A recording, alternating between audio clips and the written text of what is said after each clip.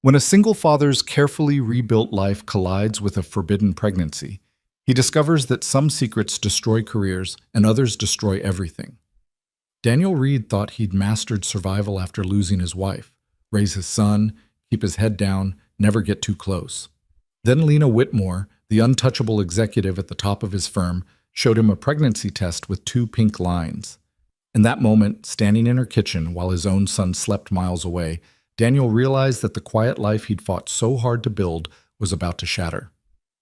Stay with me until the end of this story. Hit that like button and comment your city below so I can see how far this journey travels. The kitchen was too quiet. Daniel Reed had learned to read silence the way other men read contracts, carefully, looking for the clauses that would cost him everything. And this silence, thick and suffocating in Lena Whitmore's pristine downtown loft, was the kind that preceded catastrophe. She stood by the marble counter, backlit by the floor-to-ceiling windows that overlooked the city's glittering skyline. In her hand, a small white stick. 2 pink lines. Daniel's throat constricted as he stared at those lines, his mind already calculating trajectories, consequences, the careful architecture of his life beginning to crack. "You're sure?" His voice came out steadier than he felt, a skill honed through 3 years of single fatherhood, of holding himself together when everything inside wanted to collapse. Lena's fingers tightened around the test. She was still wearing her work clothes, tailored black pants, silk blouse, the armor of a woman who commanded boardrooms. But her eyes, those sharp green eyes that could dissect a contract at 50 paces, looked lost. "I took 3, she said. "All positive." Daniel's hands found his pockets, a defensive gesture he'd developed to keep from reaching for things he couldn't have. Lena Whitmore was one of those things. Executive Vice President of Strategic Development at Morrison & Hayes, the firm where Daniel worked as a senior legal analyst. She was untouchable. He was replaceable. The math was simple and brutal. They'd been careful, discreet. What started 6 months ago as a late-night review of merger documents had evolved into something Daniel couldn't quite name, too intense to be casual, too complicated to be anything else. He told himself it was temporary, that he was just a distraction for a woman whose entire existence was high-stakes negotiations and power plays. He told himself a lot of things. None of them included this. "It's mine?" The question came out before he could stop it, and he hated himself for asking, hated the doubt that crept into his voice. Lena's expression hardened, that boardroom mask sliding into place. "Close the door, Daniel." He turned and pushed the door shut, the soft click echoing in the vast space. When he faced her again, she'd set the test down on the counter, her hands pressed flat against the marble as if bracing for impact. "There hasn't been anyone else," she said, her voice low and controlled. "Not in over a year. Not since—" She stopped, shook her head. "Yes, it's yours." Confirmation should have felt like something. Relief, maybe, or terror. Instead, Daniel felt only the familiar weight of responsibility settling onto his shoulders, the same weight he'd carried since the day his wife Emma died, and left him alone with a 2-year-old son who didn't understand why Mommy wasn't coming home. "Okay." He moved closer, his lawyer's brain already sorting through options, contingencies. "Okay, we need to— What do you want to do?" Lena looked at him then, really looked at him, and Daniel saw something flicker across her face that he'd never seen before. Uncertainty. Lena Whitmore, who negotiated 9-figure deals without blinking, who'd made grown men cry in contract disputes, looked uncertain. "I don't know," she admitted. "I've spent the last 2 hours trying to think through every scenario, every possibility, and I don't know." Daniel understood that feeling intimately. After Emma died, he'd spent months in that same fog, unable to see a path forward, paralyzed by the weight of choices that would determine not just his future, but his son's. He'd learned to move through uncertainty by focusing on the next right step, then the next, building a life one careful decision at a time. "How far along?" he asked. "I don't know exactly. Maybe 6 weeks? 7? She wrapped her arms around herself, a gesture so unlike her usual composed confidence that it made Daniel's chest ache. "I've been so busy with the Hartman acquisition that I didn't even notice until— Have you seen a doctor?" "Not yet." I wanted to tell you first." The admission surprised him. In the 6 months of whatever this was between them, they'd maintained careful boundaries. No promises, no expectations, no disruption to the carefully compartmentalized lives they'd both constructed. Lena never asked about his son, and he never asked about the parts of her life that existed outside the walls of Morrison and Hayes. But this demolished every boundary they'd built. "We should make an appointment," Daniel said, falling into the practical problem-solving mode that had kept him functional through grief. "Get confirmation. Figure out how far along you actually are. Then we can—" "What?" Lena's voice sharpened. "Make a plan? Run a cost-benefit analysis? This isn't a merger, Daniel." "I know that." He kept his tone even, refusing to rise to her defensiveness. "But we still need information before we can make any decisions." "We," she laughed, a harsh sound. "You're going to want to be part of this decision?" The question hit harder than she probably intended. Daniel thought of his son, Jake, 5 years old now, with Emma's dark curls and her infectious laugh. Thought of all the decisions he'd made alone since she died.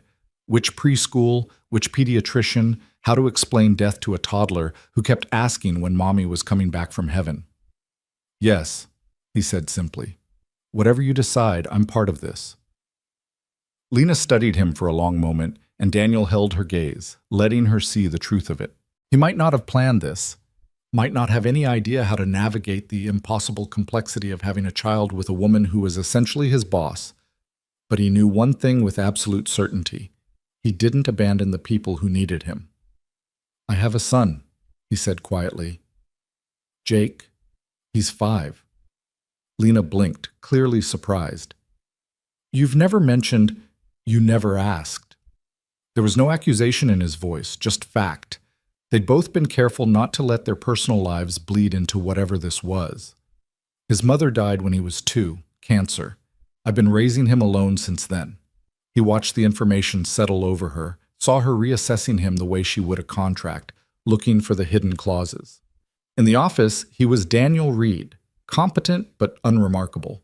The kind of lawyer who did good work but never quite broke through to the upper echelons where people like Lena operated. She'd never had reason to know about the parts of his life that existed outside conference rooms and late-night document reviews.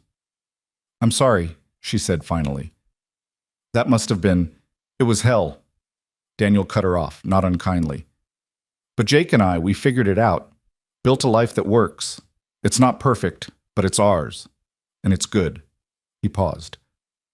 "I'm telling you this so you know, I understand what it means to be responsible for another life. And I understand how terrifying it is when you can't see the path forward." Lena's shoulders dropped slightly, some of the defensive tension leaving her body. "I never wanted children," she said. "I've spent 15 years building my career, making myself indispensable. A pregnancy now. At this stage." She shook her head.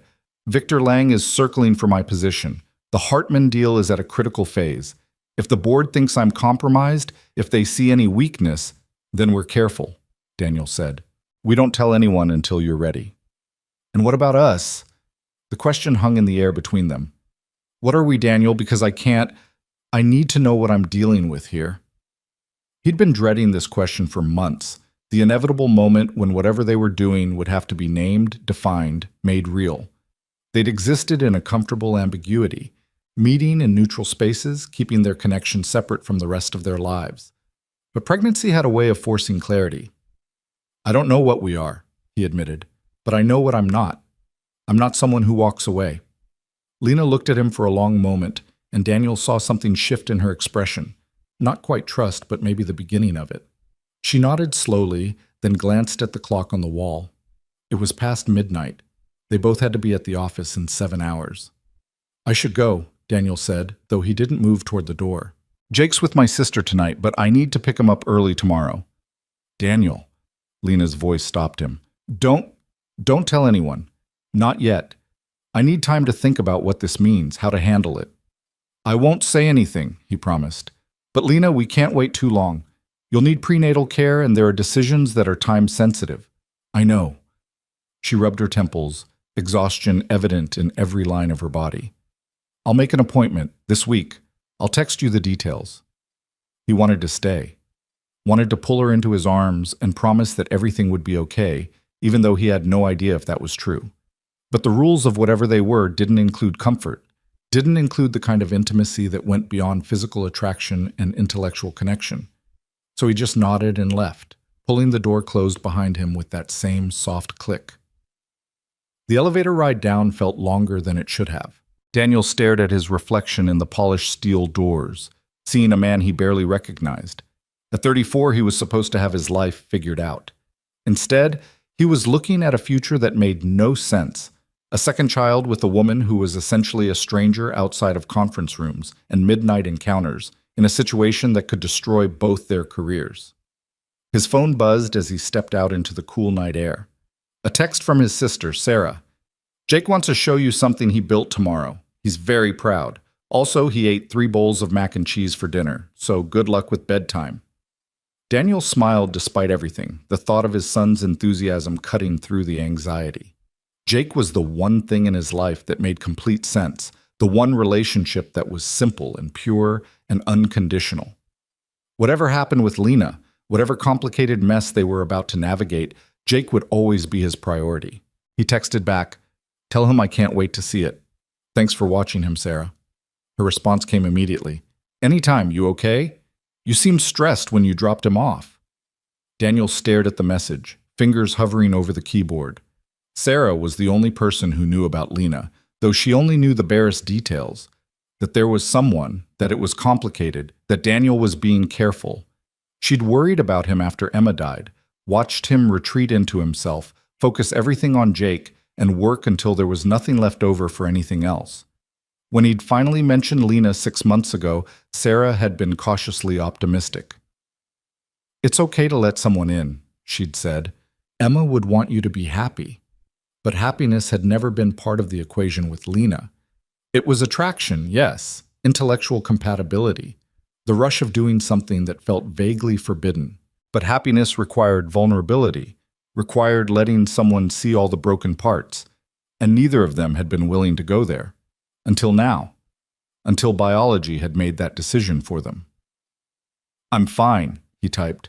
"Just a long day. See you tomorrow." He shoved the phone in his pocket and started walking. His apartment was only a few blocks away, and the cold air helped clear his head. The city at night was a different beast than during the day, quieter, more honest somehow. The people you passed on the street at midnight were either heading home from somewhere or heading somewhere they probably shouldn't be. Daniel wasn't sure which category he fell into anymore. His apartment building was modest compared to Lena's downtown loft. An older brick structure in a neighborhood that was trying hard to gentrify but hadn't quite gotten there yet. Daniel had moved here after Emma died, needing something different from the house they'd shared, the rooms that still smelled like her perfume. The apartment was small but functional. 2 bedrooms, 1 bathroom, a kitchen with appliances that mostly worked. Jake's room was an explosion of primary colors and stuffed animals, a stark contrast to Daniel's own sparse bedroom with its gray walls and minimal furniture. He dropped his keys on the counter and opened the refrigerator, staring at its contents without really seeing them. Half a carton of milk. Some questionable leftover pasta. A 6-pack of beer he'd bought 3 weeks ago and hadn't touched. He grabbed a beer, then put it back. Drinking alone at 1 in the morning wasn't going to solve anything. Instead, he walked to Jake's room and stood in the doorway, looking at the carefully made bed. His sister's work, not Jake's. The pile of books on the nightstand. The drawing on the wall that Jake had insisted on hanging himself. A crayon rendering of the two of them, stick figures holding hands, both wearing enormous smiles. "Daddy and me at the park," Jake had explained when he'd drawn it. "We're happy." Daniel's throat tightened. They were happy. Despite everything, despite the loss and the struggle and the constant fear that he was messing everything up, they had built something good. Jake was thriving. He was bright and curious and kind. The kind of kid who noticed when other kids were sad and tried to make them feel better. And now Daniel was going to bring another child into the world. Except this time there would be no marriage, no partnership, no clear path forward. Just 2 people who'd made a mistake and now had to figure out how to be responsible for the consequences. Except it wasn't a mistake, was it? Not really. They'd been careful, but not careful enough. Some part of Daniel, the part he didn't like to examine too closely, had maybe wanted this to happen, wanted a reason to make whatever he and Lena had into something real, something that existed in daylight instead of just late nights and stolen moments. He pulled out his phone and scrolled back through his messages with Lena. There weren't many. They usually communicated in person, in the margins of meetings, in the quiet moments between work and whatever came after. The texts that did exist were brief, practical. Can you review the Anderson contract? Or meeting moved to 3 p.m. Nothing personal. Nothing that would indicate they were anything other than colleagues. Daniel's thumb hovered over the keyboard. He wanted to text her, to check if she was okay, to say something that might make this all feel less overwhelming. But what could he say that wouldn't sound hollow? That it would be okay? He didn't know if that was true. That he'd be there? He'd already said that. So he put the phone away and went to bed, knowing sleep wouldn't come easy, knowing that tomorrow he'd have to wake up and be Jake's father, be the competent lawyer everyone at Morrison and Hayes expected him to be, all while carrying the secret that could unravel everything. What? Morning came too early and too bright. Daniel woke to his alarm with the disorienting sensation of having barely slept. His dreams a confused tangle of Emma's face and Lena's voice, and Jake asking questions he couldn't answer. He went through his morning routine on autopilot. Shower, coffee, the simple breakfast he always made for himself because cooking for one never felt worth the effort. By 7:30 he was in his car, heading to Sarah's house on the other side of town. Sarah lived in the kind of neighborhood Daniel had always imagined he'd end up in. Tree-lined streets, houses with actual yards, neighbors who knew each other's names. She and her husband Tom had 2 kids of their own, and Jake fit seamlessly into their chaos whenever Daniel needed help. Sarah met him at the door, still in her robe, her blonde hair pulled into a messy bun. She looked tired. Tom had been traveling for work again, leaving her to manage both kids alone. But she smiled when she saw him. "He's in the living room," she said. "Fair warning, he's built something with every single Lego we own, and he will be devastated if you don't spend at least 20 minutes admiring it." Daniel felt some of the tension from last night ease. This was familiar territory. "I would never dream of giving it less than 30. Sarah studied his face with the particular intensity of someone who'd known him his entire life. They'd grown up together, survived their parents' messy divorce together, been each other's constants through every major life event. She could read him better than anyone, which made it nearly impossible to hide anything from her. "You look like hell," she said bluntly. "Thanks." "I'm serious, Daniel. What's going on?" Before he could answer, Jake came barreling around the corner, his dark curls bouncing, his face split in an enormous grin. "Daddy, look what I made!" Daniel scooped him up, pressing a kiss to the top of his head, breathing in the sweet smell of the strawberry shampoo Sarah used on all the kids. "Good morning, buddy. I hear you've been working on something amazing." "It's a spaceship," Jake announced with the absolute certainty of a 5-year-old, "with rockets and everything. Come see." He wriggled out of Daniel's arms and grabbed his hand, tugging him toward the living room. Sarah gave Daniel a look that said this conversation isn't over, but she let Jake lead him away. The spaceship was indeed impressive, a towering structure of multicolored Legos that looked vaguely spacecraftish if you squinted and used your imagination. Jake walked him through every detail, explaining the function of each section with an earnestness that made Daniel's chest ache. "And this part," Jake said, pointing to a particularly precarious-looking section, "is where the astronauts sleep, because they get tired when they're in space." "That makes sense," Daniel agreed seriously. "Everyone needs rest, even astronauts." "Even you, Daddy?" "Even me." Jake looked up at him with Emma's eyes. That same deep brown, that same way of looking at you like they could see straight through to your soul. "You look tired. Were you working late again?" Daniel pulled him close, marveling at how perceptive his son was. How he'd learned to read the adults around him with the kind of accuracy that came from having his world turned upside down at age 2. "A little bit, but I'm okay, buddy. I promise." "Can we go to the park today? Aunt Sarah said maybe we could go to the big park with the cool slide." "Absolutely. After breakfast, we'll head over there." They spent another 15 minutes discussing the spaceship's finer points before Sarah called them for breakfast. Jake ran ahead, and Sarah caught Daniel's arm, holding him back. "Okay, spill," she said quietly. "What happened last night?" Daniel glanced toward the kitchen where he could hear Jake chattering to Sarah's kids about his spaceship. Not here, not now. Daniel, please, Sarah, I need to focus on Jake today. Can we talk about it later? She searched his face, and whatever she saw there must have convinced her because she nodded reluctantly. Tonight, after Jake's in bed, you're not shutting me out of this. I won't. Breakfast was the usual controlled chaos of 3 kids under 10 trying to eat pancakes without getting syrup everywhere. Daniel sat at the table, half listening to Jake's excited chatter about the park, half lost in the surreal reality of his situation. In just a few months, there could be another child, another life that depended on him, except this time, the mother wouldn't be gone. She'd be there, in his life, in his son's life, a constant reminder of the complicated mess they'd created. How was he supposed to explain that to Jake? Hey, buddy, you know how mommy died and it's been just you and me? Well, I'm about to have a baby with someone else. Someone you've never met. Someone who isn't your mom and never will be. His stomach twisted at the thought. Daniel? Sarah's voice cut through his spiral. You okay?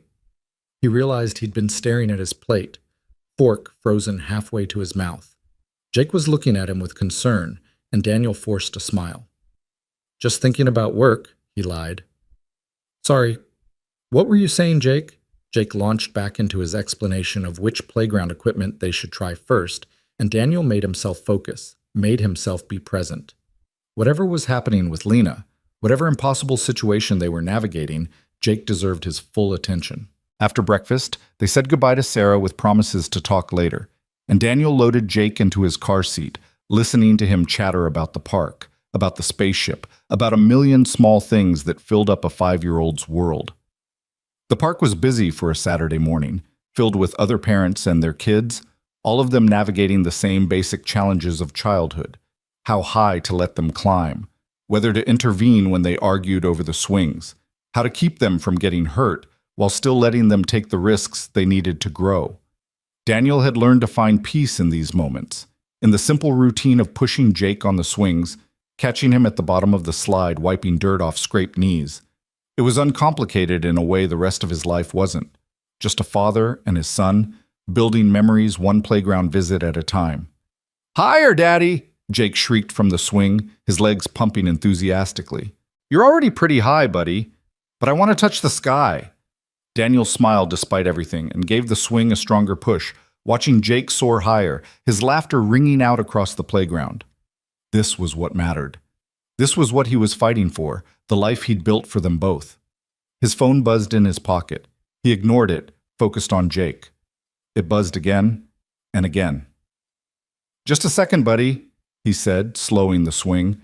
Jake protested, but Daniel was already pulling out his phone, some instinct telling him this wasn't something he could ignore. 3 texts from Lena. I made an appointment, Monday at 2 p.m. Dr. Catherine Walsh. She's discreet. Can you come? Daniel stared at the messages, Monday's reality crashing into Saturday's temporary peace. He thought about his calendar, about the meeting he had scheduled at 2, about how he'd have to move things around, make excuses, be careful not to draw attention. He typed back, I'll be there. Send me the address. Her response was immediate. Thank you. Daniel pocketed his phone and returned to pushing Jake on the swing, but the weight had settled back onto his shoulders, heavier than before. In 48 hours, this would all become more real. They'd see a heartbeat, hear confirmation, start making decisions that couldn't be unmade. Daddy, you're not pushing right, Jake complained. Sorry, buddy. Let's try the slide instead. They moved through the playground, and Daniel did his best to be present, to laugh at Jake's jokes, to race him to the monkey bars. But part of him was already Monday afternoon, sitting in a doctor's office with Lena, staring at an ultrasound screen and trying to figure out how any of this was going to work. By the time they left the park, Jake was tired and happy, his cheeks flushed from running around in the cold air. Daniel buckled him into his car seat and started the drive home, listening to Jake's running commentary about everything they'd done, committing it to memory because these were the moments that mattered, the ones he'd need to remember when everything else got complicated. Back at the apartment, Jake crashed on the couch with his favorite stuffed dinosaur, and Daniel pulled out his laptop, ostensibly to catch up on work, but really just staring at the screen while his mind churned through scenarios. If Lena decided to continue the pregnancy, and that was still an if, he reminded himself, her choice to make, they'd need to figure out custody arrangements, co-parenting schedules, how to explain to Jake that he was going to have a sibling. They'd need to navigate the firm, the whispers, the inevitable questions about why Lena Whitmore was having a baby with a mid-level associate. And if she decided not to continue it, Daniel's chest tightened at the thought, and he realized with startling clarity that he wanted this. Wanted another child, wanted the chance to be a father again, wanted to build something with Lena, even if he had no idea what that something would look like. But it wasn't his choice. It was hers. All he could do was show up and support whatever she decided. His phone rang, Sarah's name flashing on the screen. "Hey," he answered, keeping his voice low so he wouldn't wake Jake. "Okay, he can't hear us now, so you're going to tell me what's actually going on." Daniel moved to the kitchen, putting more distance between himself and his sleeping son. "It's Lena," he said quietly. "She's pregnant." The silence on the other end of the line was deafening. Then, "Oh my God, Daniel!" "Yeah. Are you? It's mine. And I don't know what we're doing yet. She's processing. We have a doctor's appointment Monday." Holy shit. Sarah's voice was a mix of shock and concern. "How are you feeling about this?" Daniel leaned against the counter, suddenly exhausted. "I have no idea. Terrified? Relieved? It's like, with Emma, we planned Jake. We were ready, or as ready as anyone can be, but this..." He ran a hand through his hair. "Lena and I barely know each other outside of work. We've been careful not to let it be more than what? I don't know. Convenient? Safe? We both had our walls up, and now we're going to have a child together, and I have no idea how to navigate that." "Do you want to be with her?" Sarah asked gently. "Like, actually be with her?" The question caught him off guard. "I don't think that's an option. We're too different. Our lives are too complicated." "That's not what I asked." Daniel closed his eyes, thinking about Lena, the way she looked at him sometimes when she thought he wasn't paying attention, the conversations they'd had about everything except what they actually meant to each other, the careful distance they'd maintained because getting closer felt too dangerous. "I don't know," he admitted. "Maybe, if circumstances were different, but they're not." "They're about to get a lot more complicated," Sarah said. "You know that, right?" "Yeah, I know." They talked for a few more minutes, Sarah offering practical advice about next steps, about how to talk to Jake when the time came, about how to protect himself at work. When they finally hung up, Daniel felt marginally better, though the weight of Monday's appointment still pressed on him.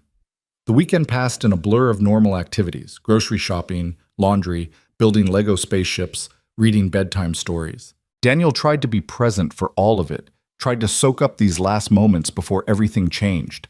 Because even though nothing was decided, even though Lena could still choose to end the pregnancy, Daniel knew with absolute certainty that his life was never going to be the same. Monday morning arrived with brutal efficiency.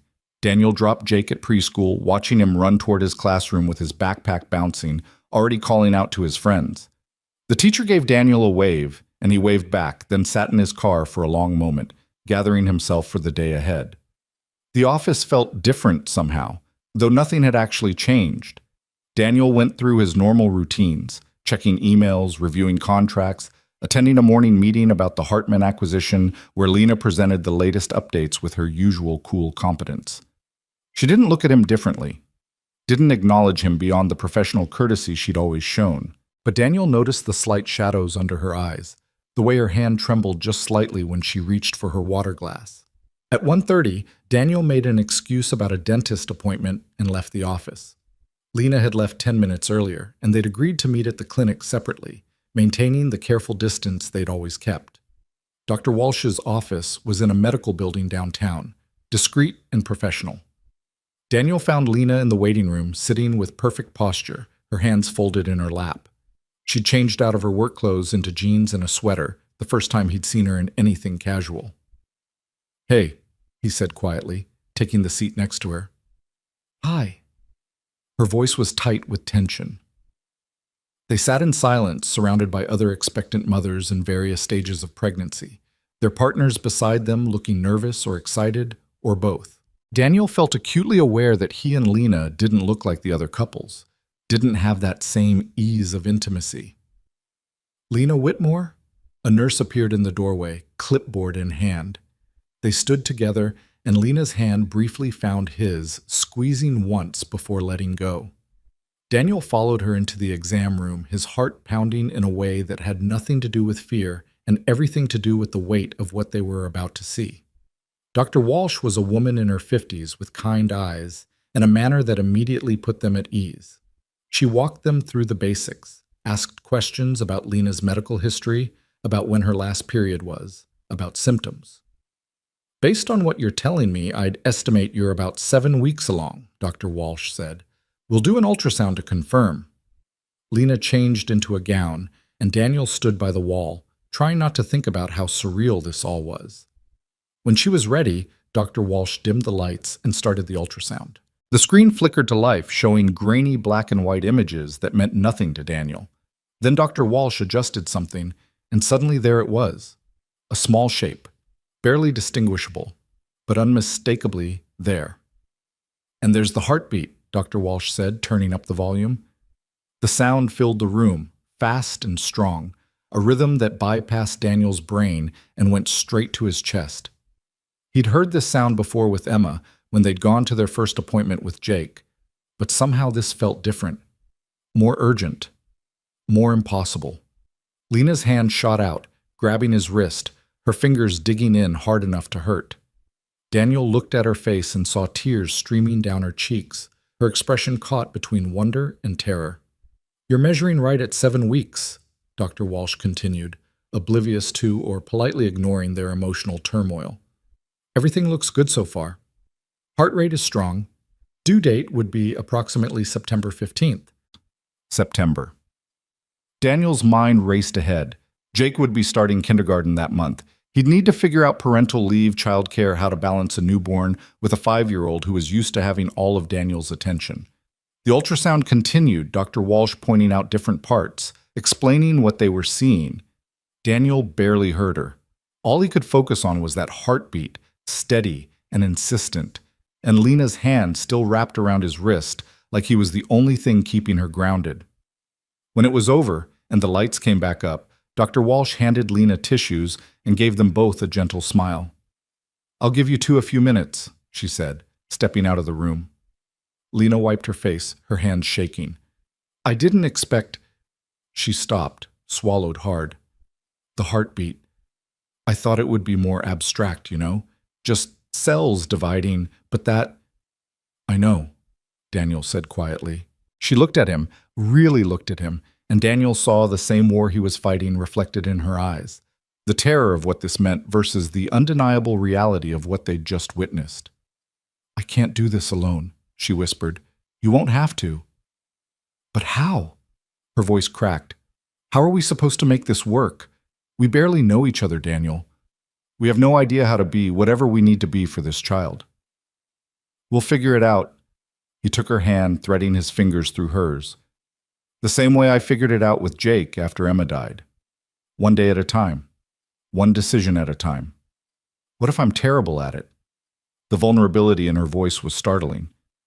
"I've never wanted kids because I was afraid I'd be like my mother, distant, critical, more invested in her career than in her children."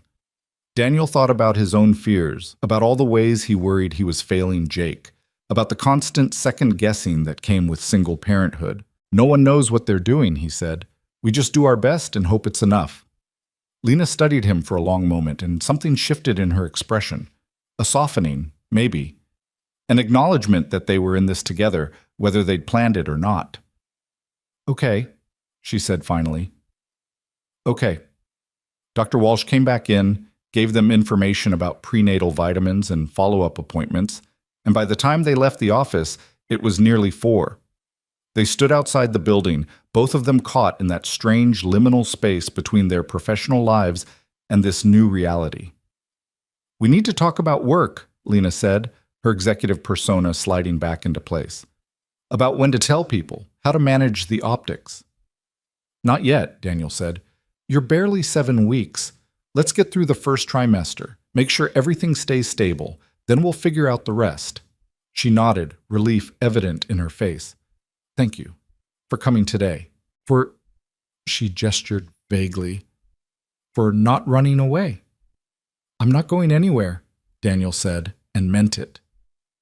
They parted ways in the parking garage, Lena heading back to the office, Daniel going to pick up Jake from preschool. As he drove, Daniel found himself thinking about that heartbeat, about the impossible mathematics of 2 lives colliding to create a third, about all the ways this could go wrong, and the small, stubborn hope that maybe, just maybe, they'd find a way to make it work. Jake was waiting for him at preschool, covered in paint and beaming with pride over the picture he'd made. Daniel listened to his excited chatter about his day, about the friend who'd shared cookies with him at snack time, about the story his teacher had read about a bear who went on an adventure. Normal, simple, the life Daniel had fought so hard to build, and now he was about to add another layer of complexity, another person to protect and provide for, another relationship to navigate. But as he looked at Jake's happy face in the rearview mirror, Daniel thought maybe, just maybe, he could do this. He'd survived losing Emma. He'd learned to be both mother and father to Jake. He'd rebuilt his life from grief into something good and whole. He could figure out how to be a father to 2 children, how to co-parent with someone who wasn't his partner, how to navigate the impossible situation they'd created. One day at a time, one decision at a time, starting now. The weeks that followed the ultrasound appointment moved with a strange duality, simultaneously crawling and racing forward. Daniel found himself caught between 2 worlds that had no business intersecting: the careful routine he'd built with Jake and the increasingly complicated reality of Lena's pregnancy. At the office, nothing changed on the surface. Lena remained the untouchable executive, commanding rooms with the same cool authority she'd always possessed. Daniel continued his work as a senior legal analyst, competent and unremarkable, the kind of employee who did good work but rarely drew attention. They passed each other in hallways with professional nods, sat in the same meetings without acknowledging anything beyond the business at hand. But underneath the veneer of normalcy, everything was shifting. Lena texted him updates, brief clinical messages about doctor's appointments and prenatal vitamins, and the exhaustion that hit her in waves during afternoon meetings. Daniel responded with the same practical tone, offering information he'd learned with Jake, suggesting remedies for morning sickness, checking in without being intrusive. They met twice more outside of work, neutral territory coffee shops where they could talk without risking being seen together. The conversations were stilted at first, both of them navigating the uncomfortable territory of forced intimacy with someone who was essentially a stranger in all the ways that mattered. I need to know about your family, Lena said during their second meeting, her hands wrapped around a cup of ginger tea that she hoped would settle her stomach. If we're going to do this, I need to understand what I'm getting into. Daniel had prepared for this question, knew it was inevitable. My parents divorced when I was 12. Dad remarried, moved to Arizona, sends a card at Christmas. Mom died 6 years ago, heart attack. I have one sister, Sarah. She's the one who helps with Jake when I need it. And Emma's family? The question stung more than it should have. They didn't take it well when she died, blamed me for not catching the cancer sooner, for not getting her better treatment, for... He stopped, shook his head. We don't talk anymore. They've only seen Jake twice since the funeral. Lena's expression softened slightly. I'm sorry. It's fine. Jake doesn't need grandparents who look at him and only see what they lost. Daniel took a sip of his coffee, grateful for something to do with his hands. What about your family? Mother's a federal judge. Father's a corporate attorney. They've been married 42 years and barely speak to each other outside of public appearances. Her voice was flat, reciting facts rather than sharing feelings. I have a brother, Marcus. He's a surgeon in Boston. We email occasionally. Will you tell them about the baby? Lena's laugh was harsh. Eventually, when I can't hide it anymore. My mother will have opinions about how this reflects on my career. My father will want to know if you've signed any legal agreements. Marcus won't care one way or another. Daniel heard the hurt beneath her words. The years of learned distance from people who should have been close. It explained a lot about why she'd built such high walls, why intimacy felt dangerous to her. "You don't have to do this like them," he said quietly. "Your parents, I mean. You get to choose what kind of mother you want to be." She looked at him with something like hope flickering in her eyes. Then the mask slid back into place. "We should talk about logistics. When we're going to tell people at work how we're going to handle the questions." They spent the next hour mapping out scenarios, contingency plans, all the careful choreography required to navigate a situation that could destroy both their careers if handled poorly. By the time they parted ways, Daniel's head was spinning with details, and his chest ached with the realization of just how complicated this was going to be. That night, after putting Jake to bed, Daniel sat at his kitchen table with a legal pad, trying to sketch out what the next 9 months would look like. Doctor's appointments, telling Jake, telling the firm, figuring out custody arrangements, finding a new apartment big enough for 2 kids.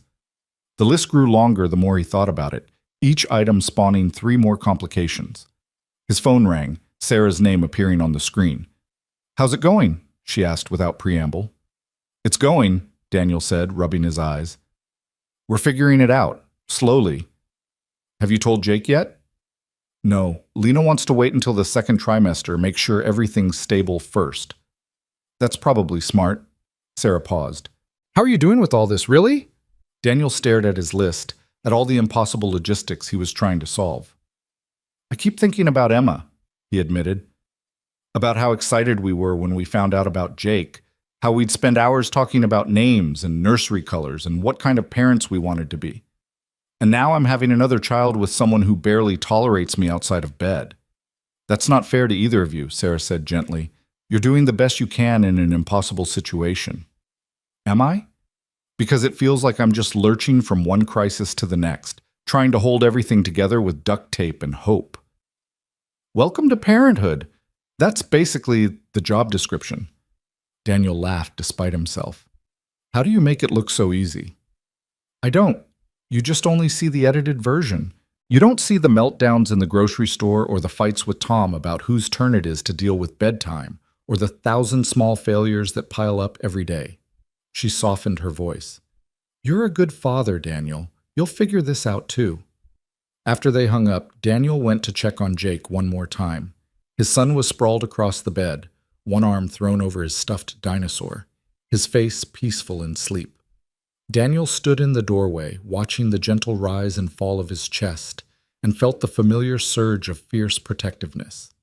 Whatever happened with Lena, whatever complications lay ahead, this was still his primary job, keeping Jake safe and loved and happy. Everything else was secondary. The following Monday, Daniel arrived at work to find the office buzzing with energy. The Hartman acquisition was entering its final phase, and Lena was orchestrating the details with the precision of a conductor leading an orchestra. Daniel had a minor role in the deal, reviewing subsidiary contracts, flagging potential issues. But he could see the bigger picture, could appreciate the complexity of what Lena was managing. He was in his office reviewing a contract when his desk phone rang. "Daniel Reed," he answered absently, still focused on the document in front of him. "Could you come to my office, please?" Lena's voice was professional, crisp. "I need you to review something." "Of course. I'll be right there." Daniel gathered his notes and headed to the executive floor, nodding at the assistant who waved him through to Lena's corner office. The space was all glass and steel, with a view of the city that probably cost more than Daniel's annual salary. Lena sat behind her desk, looking every inch the powerful executive in her charcoal suit and pearl earrings. "Close the door," she said without looking up from her computer. Daniel complied, then took the seat across from her desk, waiting. After a moment, Lena looked up, and he saw the exhaustion in her eyes, the strain around her mouth. "I'm bleeding," she said quietly. Daniel's stomach dropped. "What? When? Did you call the doctor?" "This morning. Light spotting. Dr. Walsh said it could be normal, but..." Her voice cracked slightly. "She wants to see me this afternoon. Can you..." "I'll be there." Daniel was already pulling out his phone, checking his calendar. "What time?" 3:30. "I'll make it work." Lena nodded, then seemed to gather herself, pulling the professional mask back into place. Thank you. I have the revised Hartman contracts for you to review. They're in the shared folder.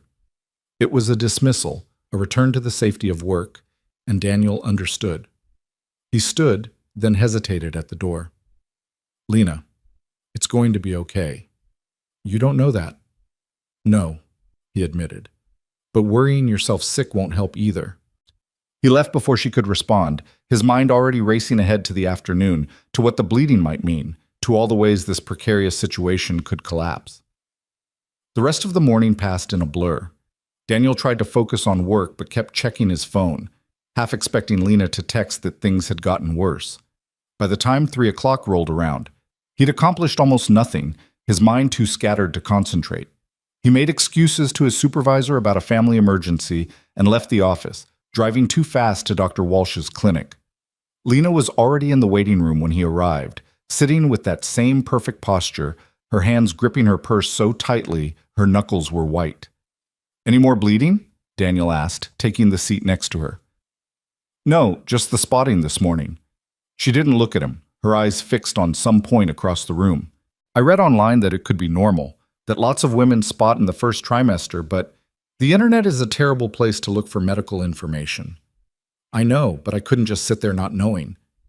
They were called back within minutes, and Daniel recognized the fear in how quickly Lena moved, how desperate she was for answers. Dr. Walsh met them with the same kind demeanor as before, asking questions, taking notes, her face giving nothing away. Let's take a look, she said, setting up the ultrasound machine. The exam room fell silent except for the mechanical sounds of the equipment. Daniel found himself holding his breath as Dr. Walsh moved the wand across Lena's abdomen, the screen showing those same grainy black and white images. Then the heartbeat filled the room, steady, strong, unchanged from their last visit. There we are, Dr. Walsh said with a smile. Heart rate is right where we want it. Baby's measuring on track. The spotting you experienced is likely just implantation bleeding, which is very common and nothing to worry about. Daniel felt Lena's entire body sag with relief. He reached for her hand without thinking, and she grabbed onto him like a lifeline.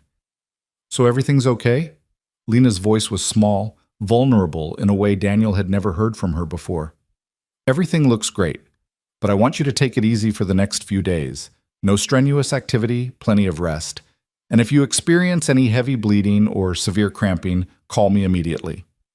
They left the clinic half an hour later, both of them emotionally wrung out. In the parking garage, Lena leaned against her car, her professional composure finally cracking. I was so scared, she whispered. This morning when I saw the blood, I thought... She pressed her hands to her face. I didn't expect to want this so much. I've spent weeks trying to figure out how to make it work, all the logistics and complications, and I never let myself actually want it. But the thought of losing it... Daniel pulled her into his arms, and for once she didn't resist, just buried her face against his shoulder and let him hold her. He could feel her trembling, all the fear and relief and uncertainty pouring out of her. You're allowed to want this, he said quietly. You're allowed to be scared and excited and confused all at the same time. I don't know how to do this, she said into his shirt. How to be vulnerable, how to let someone in. I've spent my entire life building walls. Then we'll figure it out together. We don't have to have all the answers right now. She pulled back, wiping her eyes, and Daniel saw something shift in her expression. A softening, maybe. An acknowledgement that they were more than just two people dealing with an unexpected pregnancy. They were in this together, whether they'd planned it or not. I should get back to the office, Lena said, straightening her jacket, rebuilding her armor. The Hartman deal closes in 2 days, and I need to... Lena, Dr. Walsh said to take it easy. I know, but I can't just... She stopped, shook her head. This is the biggest deal of my career. If I show any weakness now, Victor Lang will use it against me. Daniel had heard the name before, had seen Victor around the office, a senior executive who seemed to be constantly maneuvering for more power, more influence. What's his problem? He wants my position, has for years. He's just been waiting for me to slip up, and if he finds out I'm pregnant... She didn't need to finish the sentence. They both knew how precarious her position was. Then we're extra careful, Daniel said. We don't give him any ammunition. Lena nodded, then surprised him by leaning up and kissing his cheek. Thank you for being here, for not making this harder than it already is. She got in her car and drove away, leaving Daniel standing in the parking garage, his hand touching the spot where her lips had been, wondering how he'd gotten here and where they were possibly going to end up. That evening, Daniel picked up Jake from preschool and took him to Sarah's house for dinner. Tom was home for once, and the meal was chaotic in the way that family dinners with small children always are. Spilled milk, arguments over vegetables, excited chatter about things that seemed monumentally important to 5-year-olds. After dinner, while the kids played in the living room, Daniel helped Sarah clean up the kitchen. "You look stressed," she observed, loading plates into the dishwasher. "Lena had some bleeding this morning. We went to the doctor. Baby's fine, but—" He scrubbed a hand through his hair. "It was terrifying, Sarah, for both of us. Are you two getting closer? Like, actually building something here?" Daniel thought about Lena crying in his arms, about the way she'd kissed his cheek, about the slow thawing he could feel happening between them. "Maybe. I don't know. We're trying to figure it out." "Does she know about your feelings for her?" "What feelings?" Sarah gave him a look. "Don't play dumb. You've been half in love with her since you started whatever this is 6 months ago. The question is whether you're going to actually do something about it or keep pretending this is just about the baby." Daniel wanted to argue, to insist that it was more complicated than that, but Sarah knew him too well.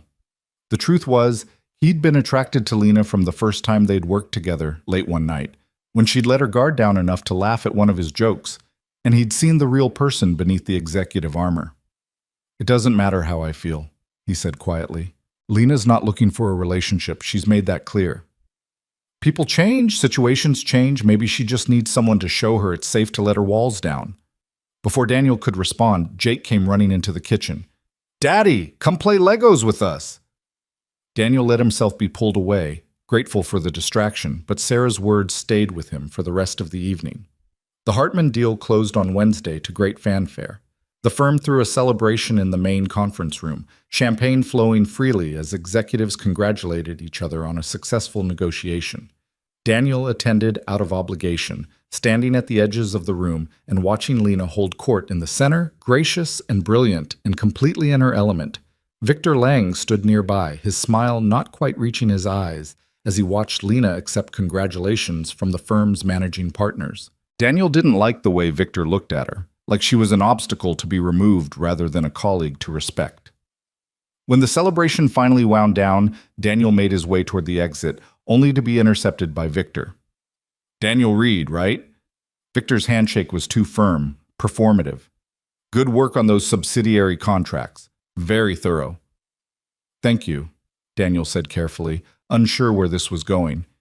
"You work closely with Lena, don't you, on several projects?" Warning bells went off in Daniel's head. "We collaborate occasionally, yes. She's impressive, isn't she? So dedicated. I sometimes worry she works too hard, doesn't take care of herself." Victor's tone was friendly, but his eyes were calculating. "Have you noticed her seeming tired lately? Off her game at all?" Daniel kept his expression neutral. "Not that I've noticed. She seems as sharp as ever." "Well, if you do notice anything unusual, feel free to mention it to me. I'd hate for her to burn out at such a critical point in her career." Victor clapped Daniel on the shoulder. "Good to talk to you, Reed." He walked away, leaving Daniel with the distinct impression that he'd just been warned or tested or both. Daniel pulled out his phone and texted Lena. "Victor Lang just cornered me, asking if you seem tired or off lately. Be careful." Her response came quickly. "I know, he's been circling. Thanks for the heads up." Daniel pocketed his phone and headed home, unease settling in his stomach. They'd been so careful to keep the pregnancy secret, to maintain their professional distance, but Victor was clearly suspicious of something, and men like Victor didn't need proof to cause damage. They just needed doubt. Over the next 2 weeks, Daniel watched Victor more carefully, noticed how he seemed to be everywhere Lena was, observing, taking notes, looking for weaknesses. Lena handled it with her usual grace, but Daniel could see the strain it was causing, the way she pushed herself harder to prove she was still at the top of her game. They were nearly 11 weeks along now, approaching the end of the first trimester.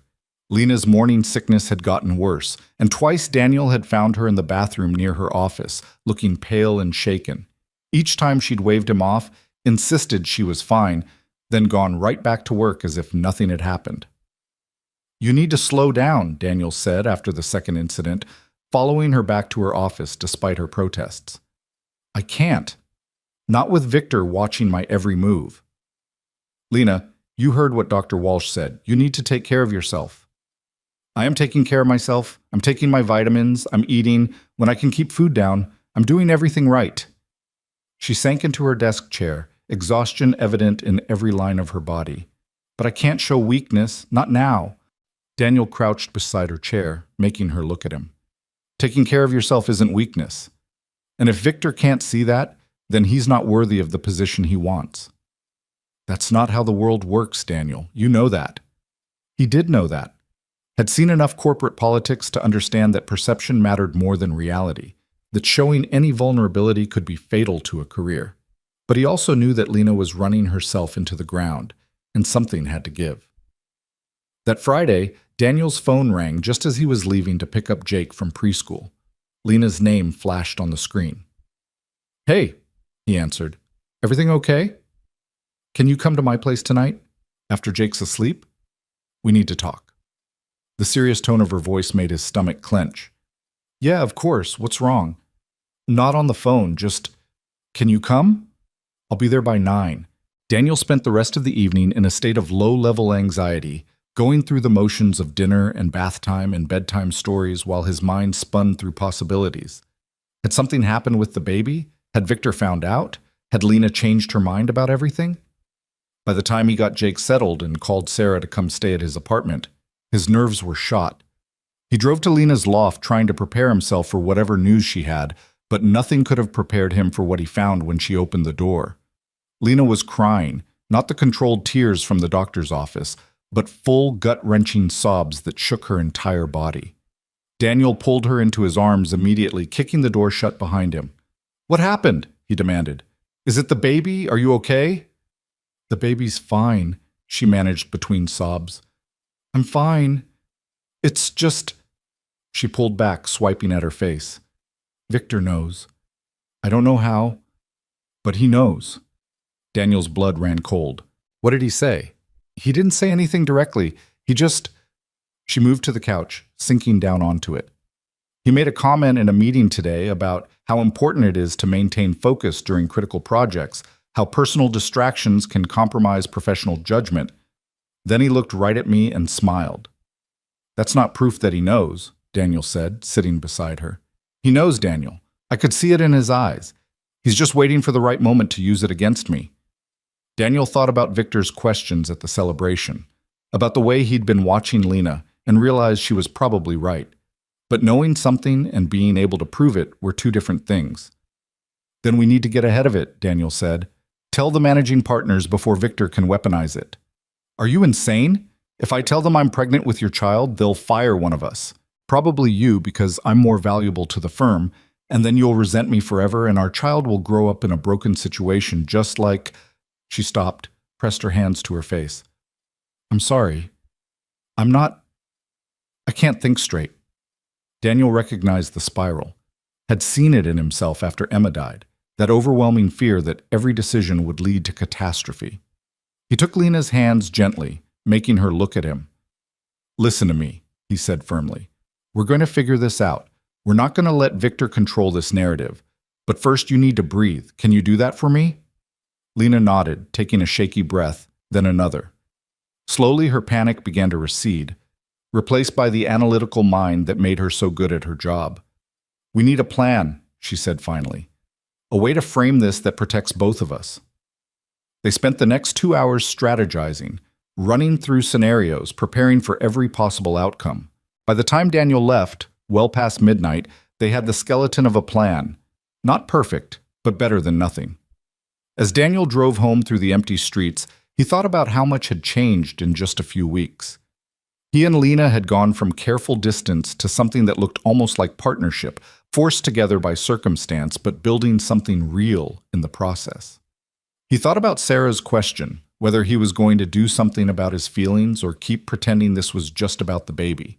And he realized that somewhere along the way, in doctors' offices and parking garages and late-night strategy sessions, His feelings had stopped being something he could ignore.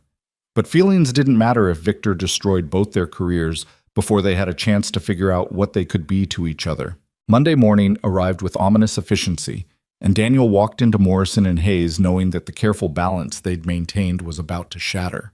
He just didn't know how spectacularly until his security badge failed at the elevator and two men from building security appeared at his side, their expressions professionally neutral, but their presence unmistakably hostile.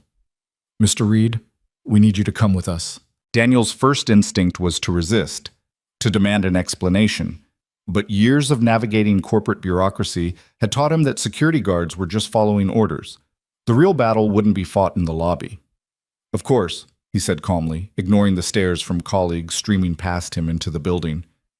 "Can you tell me what this is about?" "HR will explain everything," the taller guard said, his hand hovering near Daniel's elbow without quite touching.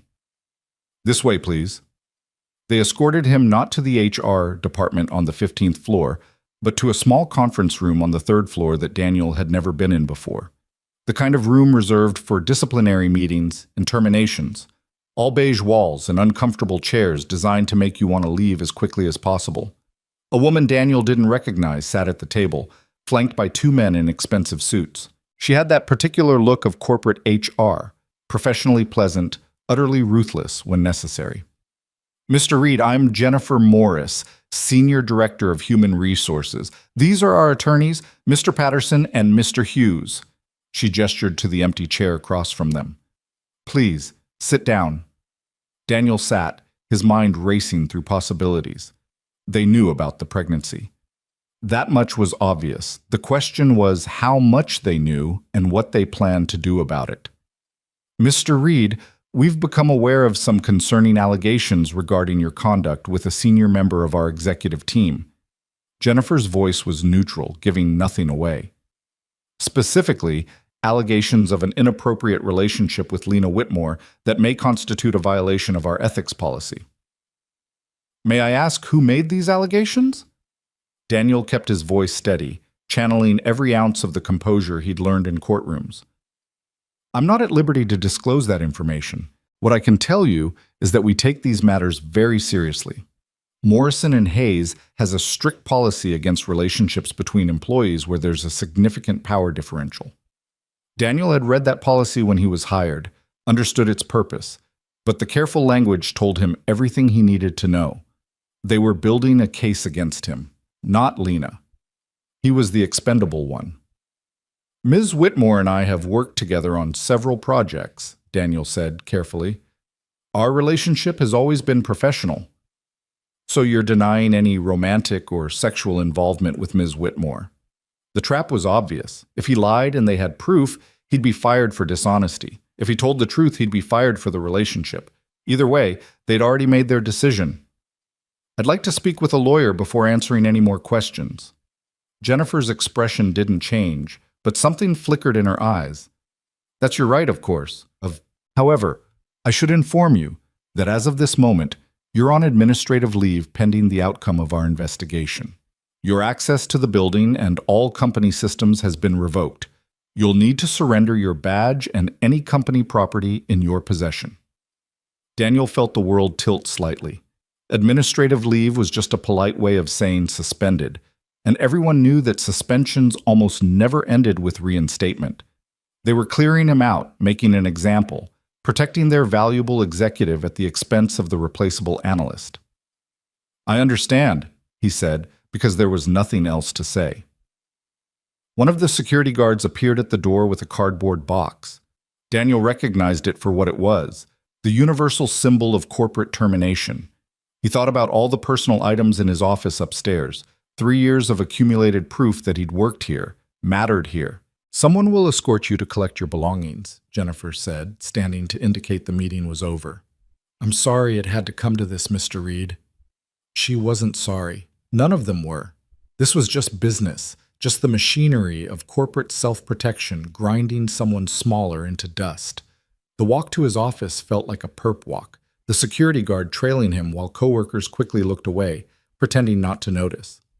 Daniel had seen this happen to other people, had felt that same uncomfortable mixture of sympathy and relief that it wasn't him. Now he was on the other side of it, and it was worse than he'd imagined. His office was small and windowless, the kind of space they gave to people who were competent but not important. Daniel packed quickly, photos of Jake, a coffee mug Sarah had given him, the small collection of case law books he'd accumulated. Everything that had seemed permanent this morning now fit in a single cardboard box. His desk phone rang as he was packing the last items. He stared at it for a moment, then picked up. "Daniel, it's me." Lena's voice was tight with tension. "Are you okay? I just heard, I'm fine. They're escorting me out." "This is my fault. I should have been more careful. I should have—" "Not on this line," Daniel interrupted. "We'll talk later." He hung up before she could respond, before the emotion in her voice could crack through his carefully maintained composure. The security guard was watching him with professional sympathy, probably seeing this scene play out a dozen times a year. The elevator ride down was mercifully empty. Daniel clutched his box and stared at his distorted reflection in the steel doors, seeing a man who just lost everything he'd worked for since Emma died. The job that paid for Jake's preschool and their small apartment and the life they'd carefully built. Gone. Just like that. Outside, the morning was disgustingly beautiful. Clear sky, perfect temperature, the kind of day that should have meant good things. Daniel stood on the sidewalk, displaced and disoriented, while other people streamed past him into the building he was no longer allowed to enter. His phone buzzed, a text from Lena. "I'm so sorry. This is Victor's doing. I'm going to fix this." Daniel wanted to believe her, wanted to think that there was some way to undo this disaster, but he understood corporate politics well enough to know that once the machinery started moving, it rarely stopped. He texted back, "Don't do anything rash, unless think about the baby first." He walked to his car feeling like he was moving through water, everything slow and muffled and wrong. Inside the car, he finally let himself feel the full weight of what had just happened. Not just the job loss, though that was catastrophic enough, but the humiliation, the public nature of his removal, the message it sent to everyone who'd witnessed it. Daniel Reed had done something wrong, and this was his punishment. His phone rang. Sarah's name appeared on the screen, and Daniel realized someone must have already told her. News traveled fast in their circle. "I heard," she said without preamble. "Are you okay?" "They put me on administrative leave, took my badge, cleaned out my office, the whole routine." Daniel heard his own voice, flat and distant. "It's over, Sarah." "What happened? What did they say?" "That there were allegations about my relationship with Lena. They didn't ask for my side of the story, didn't give me a chance to explain. They'd already made their decision." "Those bastards!" Sarah's anger was fierce and immediate. "Can you fight this? File a grievance or something?" "With what resources? They have teams of lawyers. I'm just a single dad who can't afford to be unemployed." The reality of that statement hit him hard. He had maybe 3 months of savings if he was careful, and that was before factoring in the costs of a new baby. Without his job, how was he supposed to pay child support? How was he supposed to be there for this child the way he'd promised Lena? "Come over tonight," Sarah said. "After Jake's asleep. We need to figure out your next steps." Daniel agreed and hung up, then sat in his car for a long time, trying to gather the pieces of himself enough to drive home. He thought about calling Lena, about demanding to know what she was planning to do, but he didn't have the emotional energy for that conversation yet. Instead, he drove to the preschool and picked up Jake hours early, surprising his son and confusing the teachers who expected him to be at work. Jake was delighted by the unexpected early pickup, chattering excitedly about getting to go to the park in the middle of the day. At the park, Daniel pushed Jake on the swings and tried to smile, tried to be present, but part of him was still in that conference room, still feeling the moment his badge failed at the elevator, still processing the speed with which his carefully constructed life had collapsed. "Daddy, are you sad?" Jake asked from the swing, his perceptiveness cutting through Daniel's attempts to hide his emotions. "A little bit, buddy, but I'm okay." "Did something bad happen?" Daniel thought about lying, about protecting his son from adult problems, but Jake had already lost one parent. He deserved honesty, even if it was simplified. "I'm having some trouble at work," Daniel said carefully, "but we're going to be fine. I promise." Jake seemed satisfied with this answer and went back to swinging, but Daniel saw him glance back several times, checking to make sure his father was still there, still okay. It reminded Daniel viscerally of the months after Emma died, when Jake had been terrified of letting Daniel out of his sight, afraid that he might disappear too. That evening, after dinner and bath time and extra bedtime stories, Daniel finally allowed himself to check his phone. There were dozens of messages, from Lena, from Sarah, from a few colleagues expressing carefully worded sympathy. One message stood out, from a number he didn't recognize. "This is what happens when people forget their place. Consider it a lesson learned. V. Victor." The bastard couldn't even have the decency to hide behind anonymity. Daniel deleted the message and called Lena. She answered on the first ring. "Where are you?" she asked immediately. "Home. Jake just went to bed." "I've been going crazy. I tried to talk to Jennifer Morris, but she wouldn't tell me anything.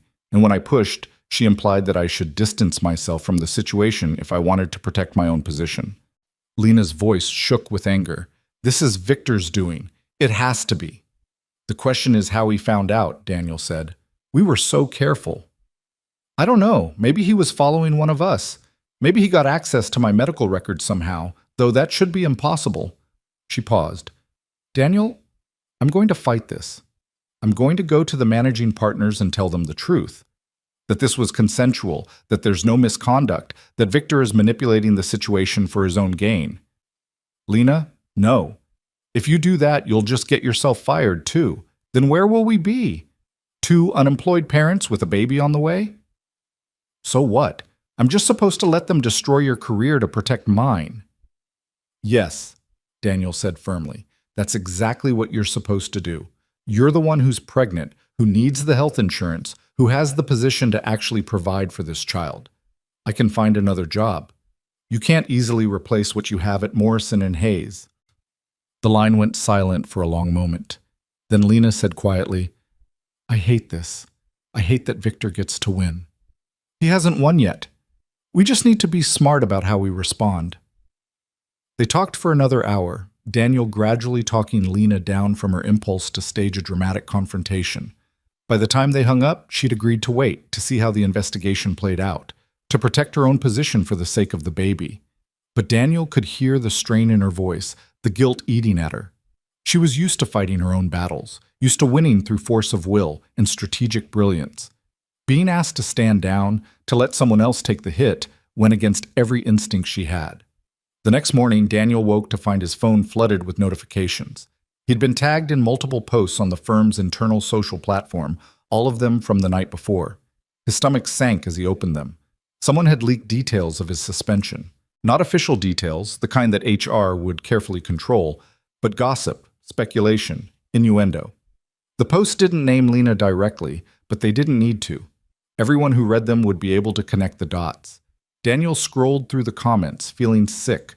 Some people defended him, said the rumors were baseless, but others piled on. Anonymous colleagues, suddenly brave enough to share every perceived slight, every professional mistake, painting a picture of someone who'd been incompetent all along.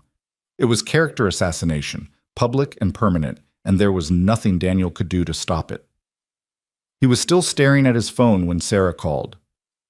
"Don't read the comments," she said immediately. "Too late." "Daniel, this is vicious. Someone's orchestrating this, making sure your reputation is destroyed so thoroughly that you can't fight back." "Victor," Daniel said, "it has to be. He's making sure that even if I'm reinstated, no one will want to work with me. Can you prove it?" "How?" "He's too smart to leave fingerprints." Sarah made a frustrated sound. "There has to be something we can do, some way to fight back." But Daniel couldn't think of one. He was outmatched, outmaneuvered, and rapidly running out of options. The only thing he had left was his dignity, and even that felt precarious. Over the next few days, Daniel fell into a strange limbo. He couldn't look for new jobs without references from Morrison and Hayes, and no one there would risk their own position to vouch for someone who'd been publicly disgraced. He couldn't afford a lawyer to challenge the suspension. He couldn't even properly defend himself without making things worse. All he could do was wait, and waiting had never been something Daniel was good at. He spent his days taking care of Jake, going through the motions of normal life while his world crumbled around him. Preschool drop-off and pickup, meals and playtime, bedtime routines that felt like the only stable things left in his universe. Lena texted him regularly, updates about the baby, about her own situation at work. She was 12 weeks along now, safely into the second trimester, and her morning sickness was finally starting to ease. But the joy that should have come with reaching that milestone was overshadowed by the mess Victor had created. On Thursday, exactly 1 week after his suspension, Daniel received an email from HR. The investigation was complete. He was required to attend a final meeting on Friday afternoon to discuss the findings. He knew what that meant. Final meetings weren't for reinstatement. They were for formalization, for making the termination official, for dotting the I's and crossing the T's on the end of his career at Morrison and Hayes. Daniel called Lena from his car after dropping Jake at preschool. "They're going to fire me tomorrow," he said without preamble. "You don't know that." "Yes, I do. Final meeting with HR. That's what that means." He heard her take a sharp breath. "I'm going to be there." "Lena, that's a terrible idea. I don't care. I'm not letting them do this without fighting back. I've already scheduled a meeting with the board for tomorrow morning." Daniel's stomach dropped. "What are you planning to do?" "I'm going to tell them everything. About us, about the baby, about Victor's manipulation. I'm going to force them to choose between protecting a bully and doing what's right." "You'll destroy your own career." "Maybe, but I can't live with myself if I don't try." Daniel wanted to argue, to point out all the ways this could backfire, but he heard the determination in her voice and knew there was no talking her out of it. Lena had made her decision, and once she committed to something, she saw it through. "Okay," he said quietly, "then I'll be there too." Friday morning arrived with the weight of inevitability. Daniel dressed in his best suit, the one he'd worn to court back when he'd briefly practiced litigation, and arranged for Sarah to pick up Jake from preschool. He didn't tell his son what was happening, didn't want to worry him, just promised they'd do something fun this weekend. The drive to Morrison and Hayes felt surreal, like returning to a crime scene. Daniel had to check in at the security desk like a visitor, getting a temporary badge that marked him as an outsider. The irony wasn't lost on him. He went straight to the 15th floor, to the executive wing where the board meetings were held. The receptionist looked surprised to see him but didn't stop him from taking a seat in the waiting area. At exactly 9 o'clock, Lena emerged from her office. She looked like she was going into battle. Black power suit, hair pulled back severely, every inch the executive who commanded rooms. But when her eyes met Daniel's, he saw the fear beneath the armor. "You came," she said. "Of course I came." She sat beside him, close enough that their shoulders almost touched. "The board is already in session. They granted me 15 minutes to present my case." "And then what?" "Then they decide whether Victor's manipulation is worth protecting or whether they're willing to actually uphold their own ethics policies." Before Daniel could respond, the conference room doors opened and a senior partner named Robert Chen appeared. He looked between them with an expression that Daniel couldn't quite read. "Ms. Whitmore, the board is ready for you." His eyes flicked to Daniel. "Mr. Reed, you're not authorized to be in this building." "He's with me," Lena said, standing, "as a material witness to my testimony." Robert hesitated, then nodded. "Very well, but I should warn you both, this is highly irregular." They followed him into the conference room, and Daniel felt like he was walking into an execution. The Morrison and Hayes board of directors sat around a massive table, 12 people who held the power to destroy or save careers with a single vote. Victor Lang sat at the far end, looking supremely confident. Lena walked to the head of the table with her shoulders back, every movement radiating the kind of authority that had made her so successful. Daniel took a seat along the wall, relegated to observer status. "Thank you for granting me this time," Lena began, her voice steady and clear. "I'm here to address serious allegations of misconduct that have been leveled at Daniel Reed, and to present evidence that these allegations are part of a coordinated campaign to undermine both Mr. Reed's career and my own position within this firm." Victor leaned forward slightly, his expression one of polite interest, but Daniel saw the tension in his shoulders. "3 months ago, I learned that I'm pregnant," Lena continued, and Daniel saw several board members exchange glances. "The father is Daniel Reed. Our relationship began over a year ago, long before either of us held positions that would constitute a power differential as defined by firm policy. It has been conducted with complete discretion and has never interfered with our professional responsibilities." "Ms. Whitmore," Robert interrupted gently, "while we appreciate your honesty, I'm not sure how this relates to... It relates because someone leaked my private medical information to Victor Lang, who then used that information to orchestrate Mr. Reed's suspension. Lena's voice hardened. This isn't about ethics policy violations. This is about corporate sabotage. Victor stood smoothly. That's a serious accusation, Lena. I hope you have evidence to support it. I do. Lena pulled out her phone, connecting it to the room's display system. These are emails from your personal account to Jennifer Morris in HR, sent 2 weeks ago, detailing information about my pregnancy that you could only have obtained through illegal access to my medical records.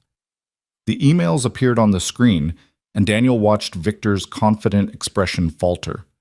The messages were damning, detailed discussions of how to use Lena's pregnancy to remove Daniel without directly implicating Victor himself.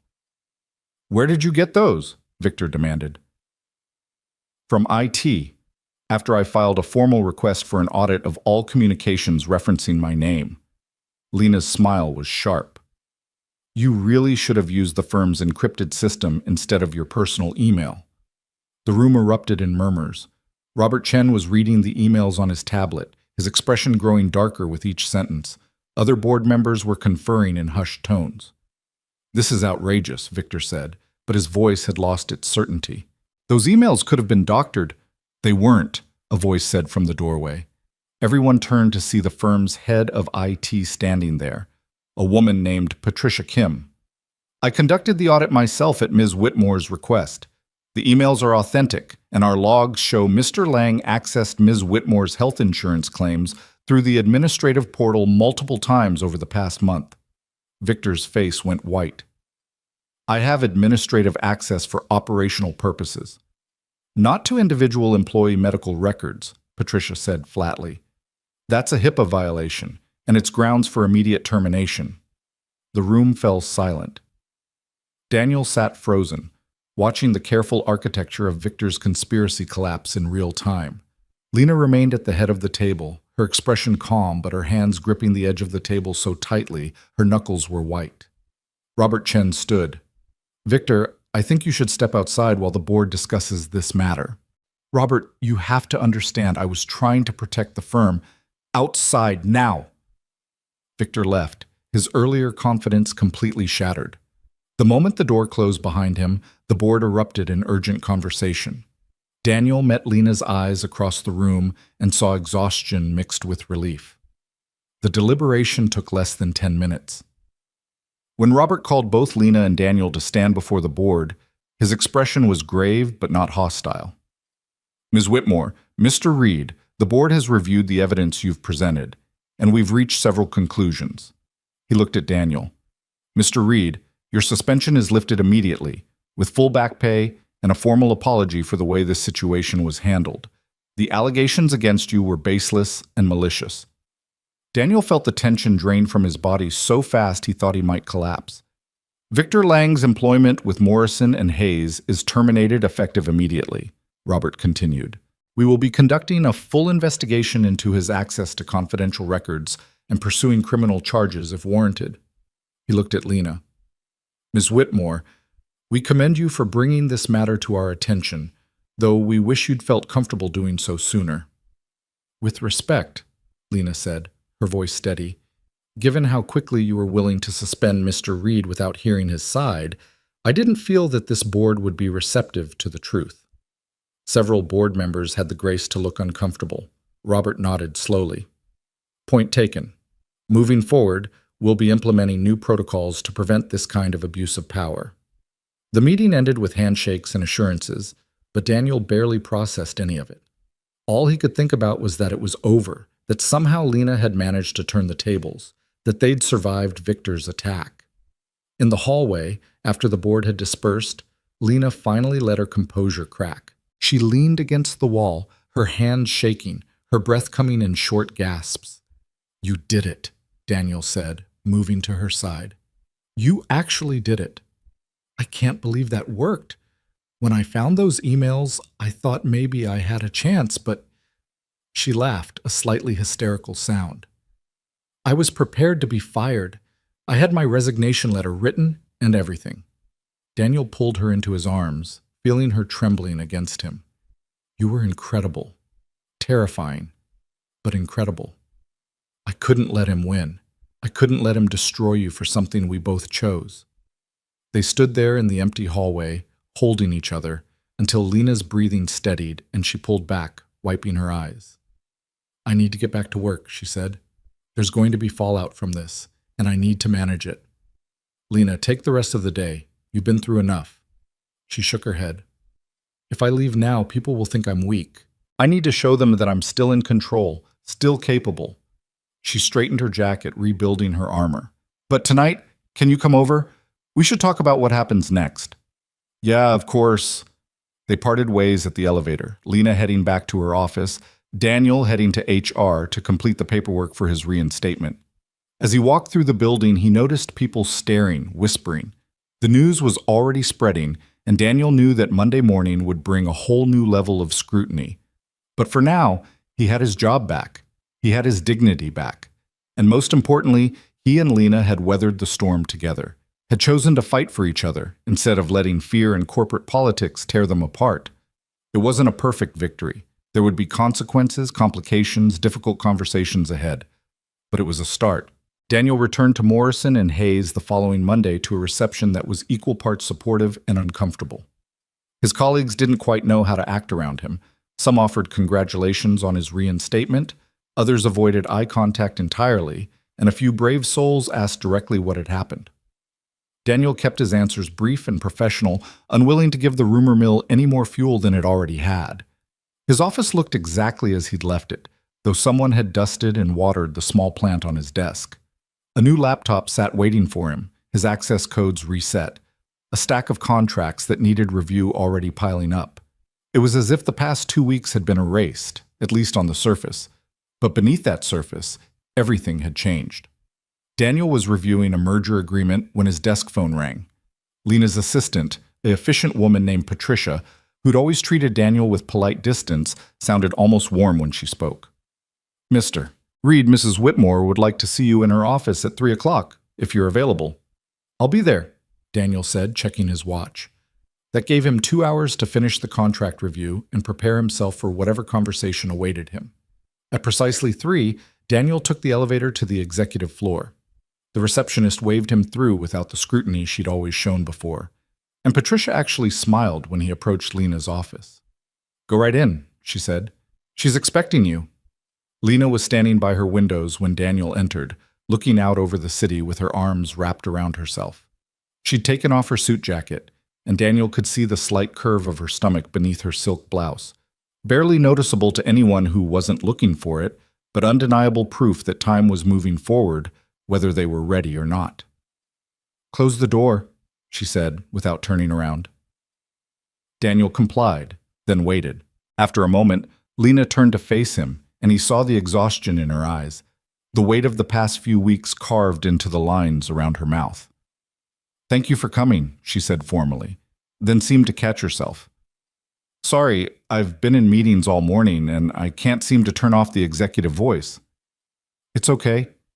Daniel moved closer but maintained a respectful distance, still unsure of the boundaries between them. How are you holding up? Honestly, I have no idea. Lena sank into the chair behind her desk, and for the first time since Daniel had known her, she looked small, vulnerable. The board is supportive, at least publicly, but I can feel the shift in how people see me.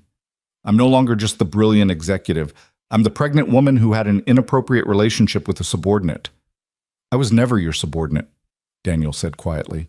We work in different departments. There's no direct reporting relationship. That's not how people see it. And technically, as an EVP, I have authority over every analyst in the firm. She rubbed her temples. The board made it clear that there can't be any perception of favoritism moving forward, which means we can't work together directly anymore. Daniel had expected this, but it still stung. Some of his best work had come from collaborating with Lena, from the intellectual challenge of keeping up with her sharp mind and strategic thinking. I understand, he said. I also need to tell you something else. Lena pulled a folder from her desk drawer and slid it across to him.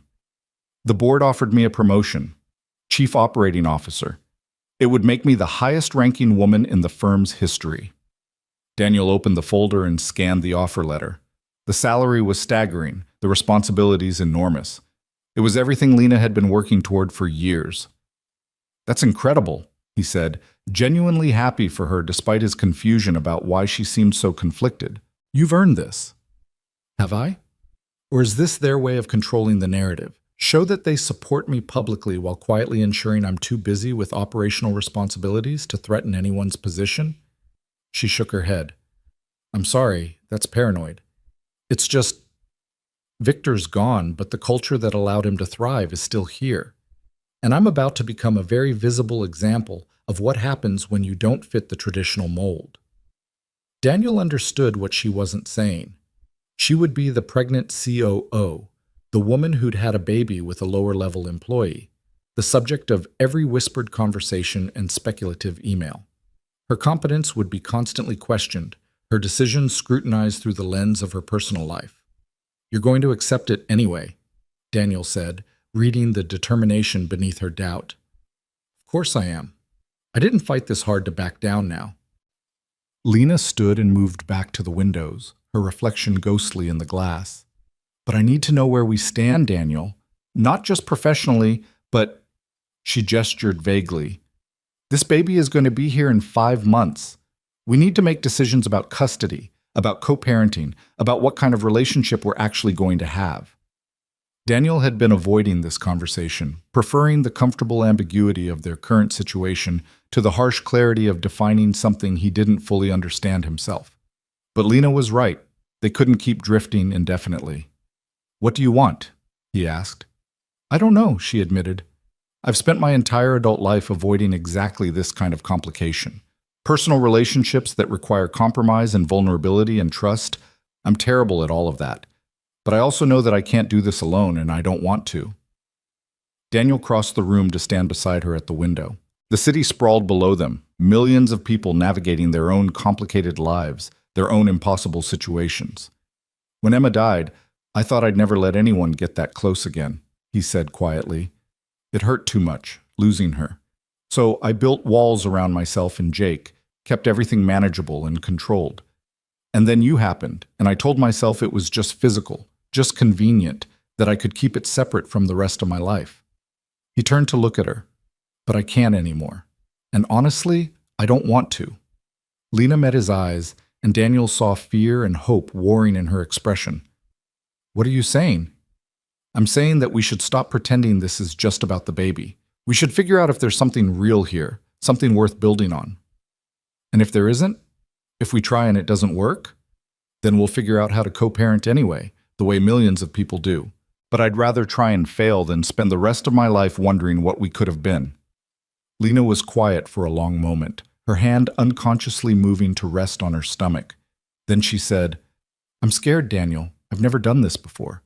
The relationship part, the family part. I don't know how to be the person you and this baby are going to need." "Neither do I," Daniel admitted. "I have no idea how to blend my life with Jake into whatever this is going to be. I don't know how to date someone while co-parenting a newborn. I don't have a roadmap for any of this." "So we're both terrified." "Completely," Lena laughed, a real laugh this time, and some of the tension between them eased. "That's not very reassuring." "No, but it's honest." Daniel reached for her hand, threading his fingers through hers. "And I think honesty is the only chance we have of making this work." She squeezed his hand, then pulled him closer, resting her forehead against his shoulder. They stood like that for a long time, neither speaking, just holding each other while the city buzzed below them. Finally, Lena pulled back. "I should get back to work. I have a meeting with the transition team in 20 minutes. When can I see you again? Outside of work?" "Tonight? I could come to your place. It's probably time I met Jake anyway, if we're going to do this properly."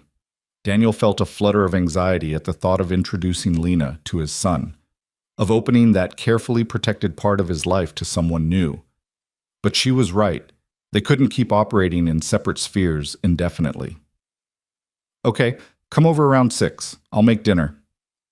That evening, Daniel found himself in the peculiar position of cleaning his apartment with the same nervous energy he'd felt as a teenager before a first date. He'd explained to Jake that morning that a friend from work was coming over for dinner, carefully avoiding any mention of babies or relationships or the complicated reality of what Lena actually meant to them. Jake had been excited at the prospect of a visitor, immediately launching into plans for what games they should play and which of his Lego creations he should show off. Daniel had gently suggested they see how dinner went first, but he could see his son's mind already spinning with possibilities. At precisely 6 o'clock, the doorbell rang. Daniel took a breath, then opened the door to find Lena standing in his hallway looking more nervous than he'd ever seen her. She'd changed out of her work clothes into jeans and a simple sweater, her hair down around her shoulders, and she looked younger somehow, more approachable. "Hi," she said, holding up a bottle of sparkling cider. "I figured wine was out, so I brought this instead." "Come in." Daniel stepped aside, very aware that his modest apartment was a far cry from her downtown loft.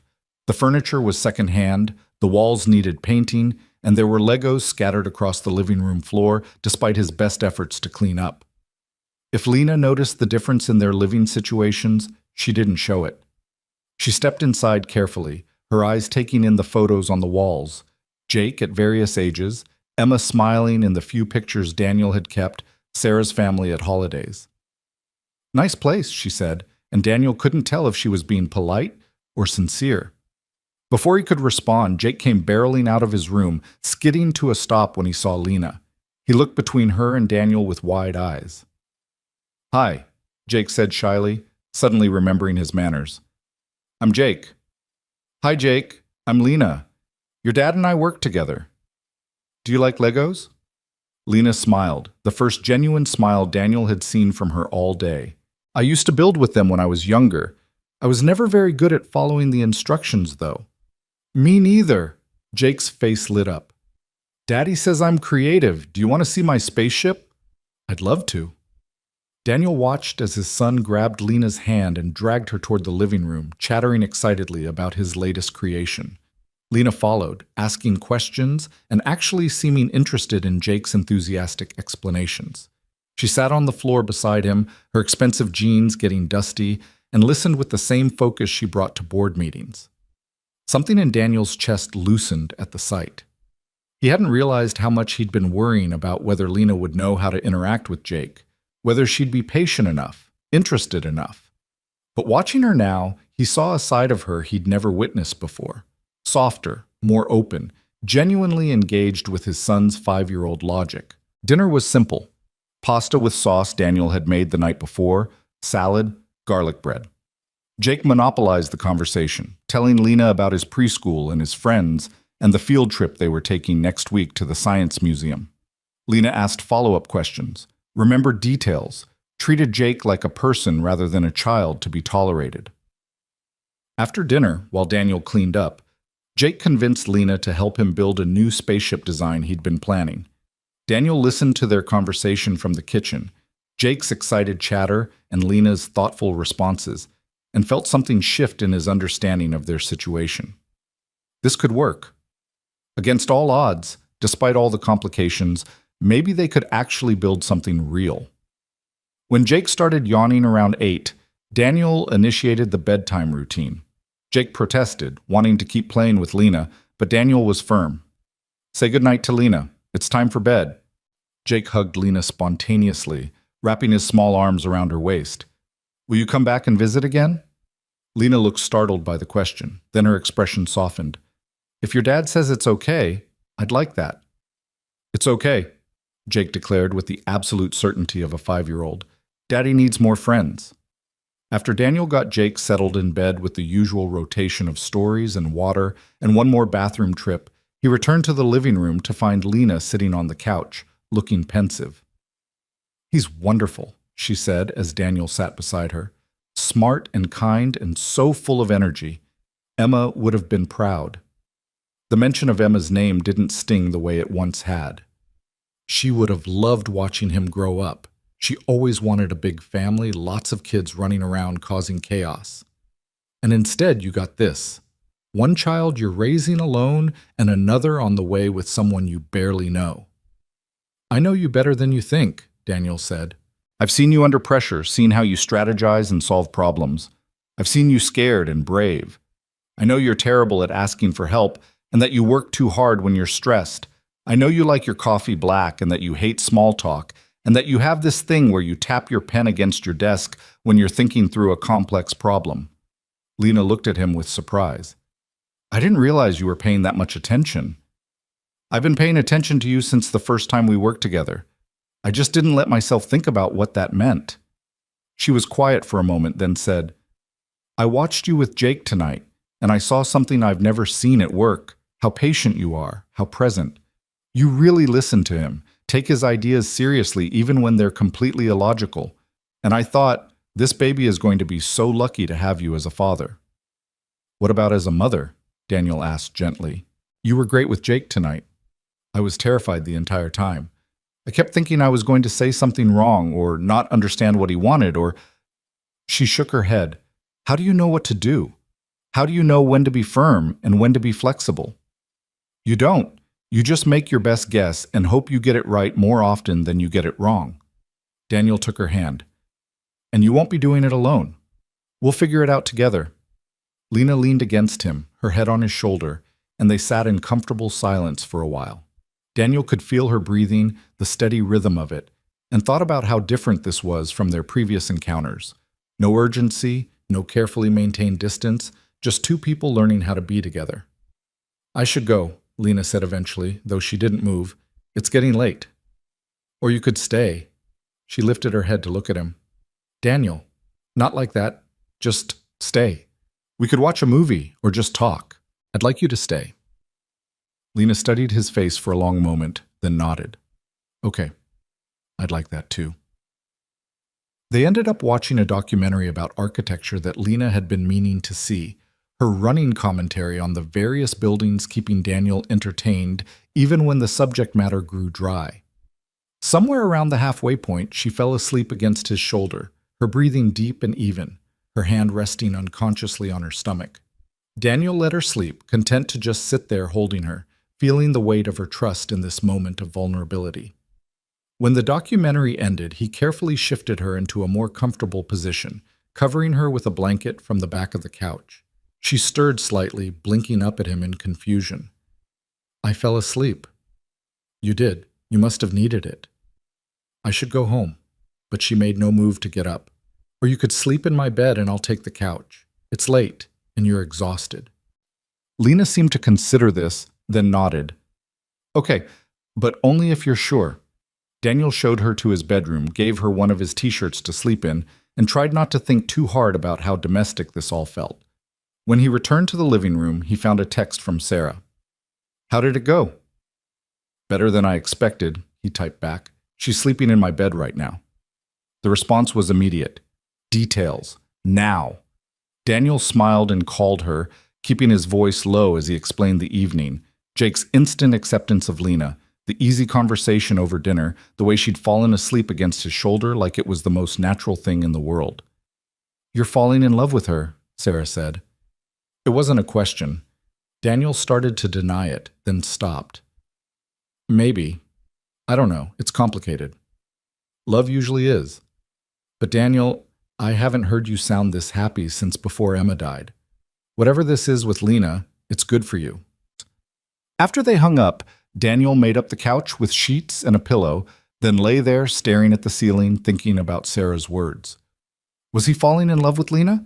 Or was he just caught up in the intensity of the situation, the forced intimacy of impending parenthood? He didn't have an answer, but lying there in the dark, knowing she was just down the hall in his bed, he felt something he hadn't felt in years. Hope. Not just for survival, not just for getting through the next day, but for something more, something better. Morning came too early, announced by Jake's running footsteps down the hallway. Daniel sat up on the couch just as his son burst into the living room, then skidded to a confused stop. Daddy, why are you sleeping here? Lena needed my bed, buddy. She was really tired. Is she still here? Jake's face lit up with excitement. I think so, but let's be quiet, okay? She might still be sleeping. But Lena emerged from the bedroom a moment later, wearing Daniel's t-shirt and looking adorably rumpled. Jake stared at her, then at Daniel, clearly trying to process this unexpected development. Good morning, Jake, Lena said, smiling. I hope it's okay that I stayed over. Your dad was kind enough to let me sleep here when I got too tired to drive home. Jake accepted this explanation without question, immediately launching into a request for pancakes. Daniel made breakfast while Lena helped Jake set the table, and the three of them ate together in the small kitchen, the conversation easy and natural. Watching Lena interact with his son, seeing her laugh at Jake's jokes and help him cut his pancakes, Daniel felt something click into place. This wasn't just about the baby anymore. Wasn't just about figuring out custody arrangements and co-parenting logistics. This was about building a family, messy and complicated and nothing like what he'd imagined, but real nonetheless. After breakfast, Lena reluctantly said she needed to go home and change before heading to the office. Jake hugged her goodbye, making her promise to visit again soon, and Daniel walked her to the door. "Thank you," she said quietly, "for last night, for letting me be part of this. You are part of this. You have been since that night in your kitchen with the pregnancy test." She kissed him then, soft and sweet, and Daniel felt the last of his walls crumble. When she pulled back, her eyes were bright with unshed tears. "I'm really scared, Daniel, of messing this up, of not being enough." "Me too, but we'll figure it out together." After she left, Daniel cleaned up breakfast while Jake played in the living room. His phone buzzed with a text from Lena. "I meant what I said. He's wonderful, and so are you." Daniel smiled and typed back, "Same goes for you. See you tomorrow at work?" "Actually, about that, I need to tell you something." Daniel's heart sank. "What's wrong?" "Nothing's wrong. But the board meeting yesterday, they want me to make a public statement about the pregnancy. Get ahead of the rumors before they spin out of control." Daniel understood the logic, even as his stomach twisted with anxiety. Going public meant scrutiny, meant every aspect of their relationship becoming fodder for office gossip. But Lena was right. They couldn't hide it much longer anyway. "When?" he asked. "Monday. Staff meeting. I wanted you to know first. Do you want me there?" "I need you there. We're in this together, remember?" Monday morning arrived with the weight of a reckoning. Daniel dressed carefully, aware that from this point forward, he wouldn't just be Daniel Reed, senior legal analyst. He'd be Daniel Reed, the father of Lena Whitmore's baby, the man who'd somehow ended up in a relationship with the firm's new COO. The staff meeting was held in the main auditorium, a quarterly gathering where senior management shared updates and strategic initiatives.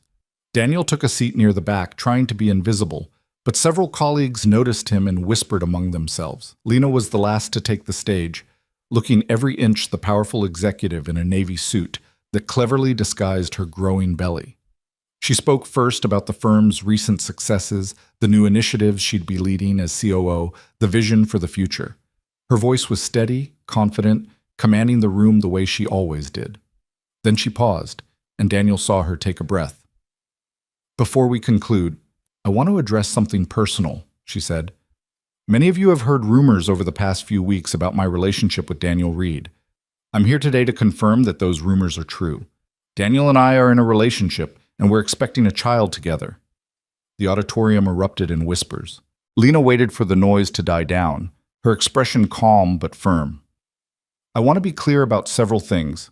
First, our relationship began over a year ago, long before I assumed my current role, and has been conducted with complete discretion and professionalism. Second, there has never been any conflict of interest. Daniel and I work in different departments with no reporting relationship. Third, and most importantly, what happened with Victor Lang was an egregious violation of privacy and ethical conduct, and the board has taken appropriate action." She paused again, her eyes scanning the crowd until they found Daniel. "I'm sharing this information because I believe in transparency, and because I refuse to let fear or shame dictate how I live my life. I'm proud to be having this child, and I'm proud to be building a life with Daniel Reed. If anyone has concerns about my ability to perform my duties as COO while pregnant, I invite you to review my track record and come speak with me directly." The auditorium was silent now, everyone processing this unexpected announcement. Then, from somewhere in the middle of the room, someone started clapping. Others joined in, and within seconds, the applause filled the space. Not everyone was clapping. Daniel could see some faces twisted in disapproval, some people whispering behind their hands. But enough were showing support that the message was clear. After the meeting, Daniel made his way through the crowd to find Lena surrounded by well-wishers and congratulations offerers. She caught his eye over their heads and smiled, a real smile that reached her eyes. It took another 20 minutes before the crowd dispersed enough for Daniel to reach her side. "You okay?" he asked quietly. "I think so. That was terrifying. You were perfect." "We'll see. I'm sure HR is going to be fielding complaints all week." But as the days passed, the anticipated backlash never fully materialized. There were whispers, certainly, and a few pointed emails about professional conduct, but the overwhelming response was supportive. Colleagues Daniel barely knew stopped by his office to offer congratulations. Women at the firm who'd felt unable to balance career and family reached out to Lena to thank her for being visible. The following weekend, Daniel brought Jake to Lena's loft for the first time. His son's eyes went wide at the enormous space, the view, the adult elegance of everything. "You live here?" Jake asked in awe. "All by yourself?" "For now," Lena said, smiling, "but maybe not for too much longer."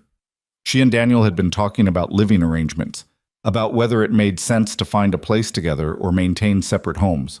They hadn't reached a decision yet, both still nervous about moving too fast, but the conversation itself felt significant. That afternoon, while Lena worked on her laptop and Jake played with the new Lego set she'd bought him, Daniel stood at those same floor-to-ceiling windows where this had all begun and thought about how far they'd come. From that night with the pregnancy test to now, standing in Lena's home with his son, planning for a future that included all of them together. His phone buzzed. A news alert about Morrison and Hayes, about Lena's promotion and the firm's commitment to supporting working parents. The article mentioned her pregnancy in passing, framing it as evidence of progressive workplace culture rather than scandal. "Look at this," Daniel said, showing Lena the article. She read it, then laughed. "They're spinning it, making themselves look good." "Does it bother you?" "Not really. As long as the outcome is positive, I don't care about their motives." She looked at Jake, then at Daniel. "I never thought I could have this. The career and the family. I always believed I had to choose." "You don't have to choose. You just have to let people help you." "I'm learning that. Slowly."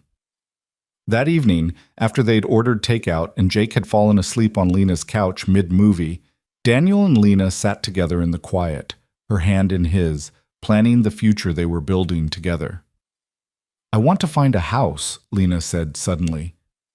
"Not an apartment, a real house, with a yard for Jake and a nursery for the baby and space for all of us." Daniel felt his throat tighten with emotion. "All of us? If you want that, if you're ready for that." "I want that," Daniel said, pulling her close. "I want all of it." Outside, the city lights twinkled against the darkness, and somewhere in that vast urban landscape, their future was waiting. Complicated and messy and nothing like either of them had planned, but theirs nonetheless.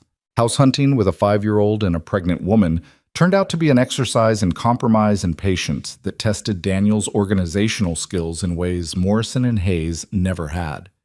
Jake had strong opinions about backyards and whether there was room for a treehouse, while Lena scrutinized school districts and commute times with the same intensity she brought to corporate acquisitions.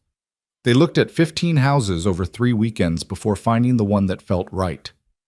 It was in a quiet neighborhood halfway between Daniel's apartment and Lena's downtown loft, with mature trees lining the street and the kind of front porches where neighbors actually sat and talked. The house itself needed work. The kitchen was dated, the bathrooms needed updating, and the back porch had a broken railing that made Lena nervous. But it had 4 bedrooms, a yard big enough for Jake's imagination, and a certain warmth that made it feel like home the moment they walked through the door. "This one," Jake declared, running through the empty living room with his arms spread wide. "This is the one, Daddy." Lena stood in the doorway of what would be the nursery, her hand resting on her growing belly. She was nearly 6 months along now, the pregnancy impossible to hide even in her carefully tailored work clothes. "It needs a lot of work," she said, but Daniel heard the hope in her voice.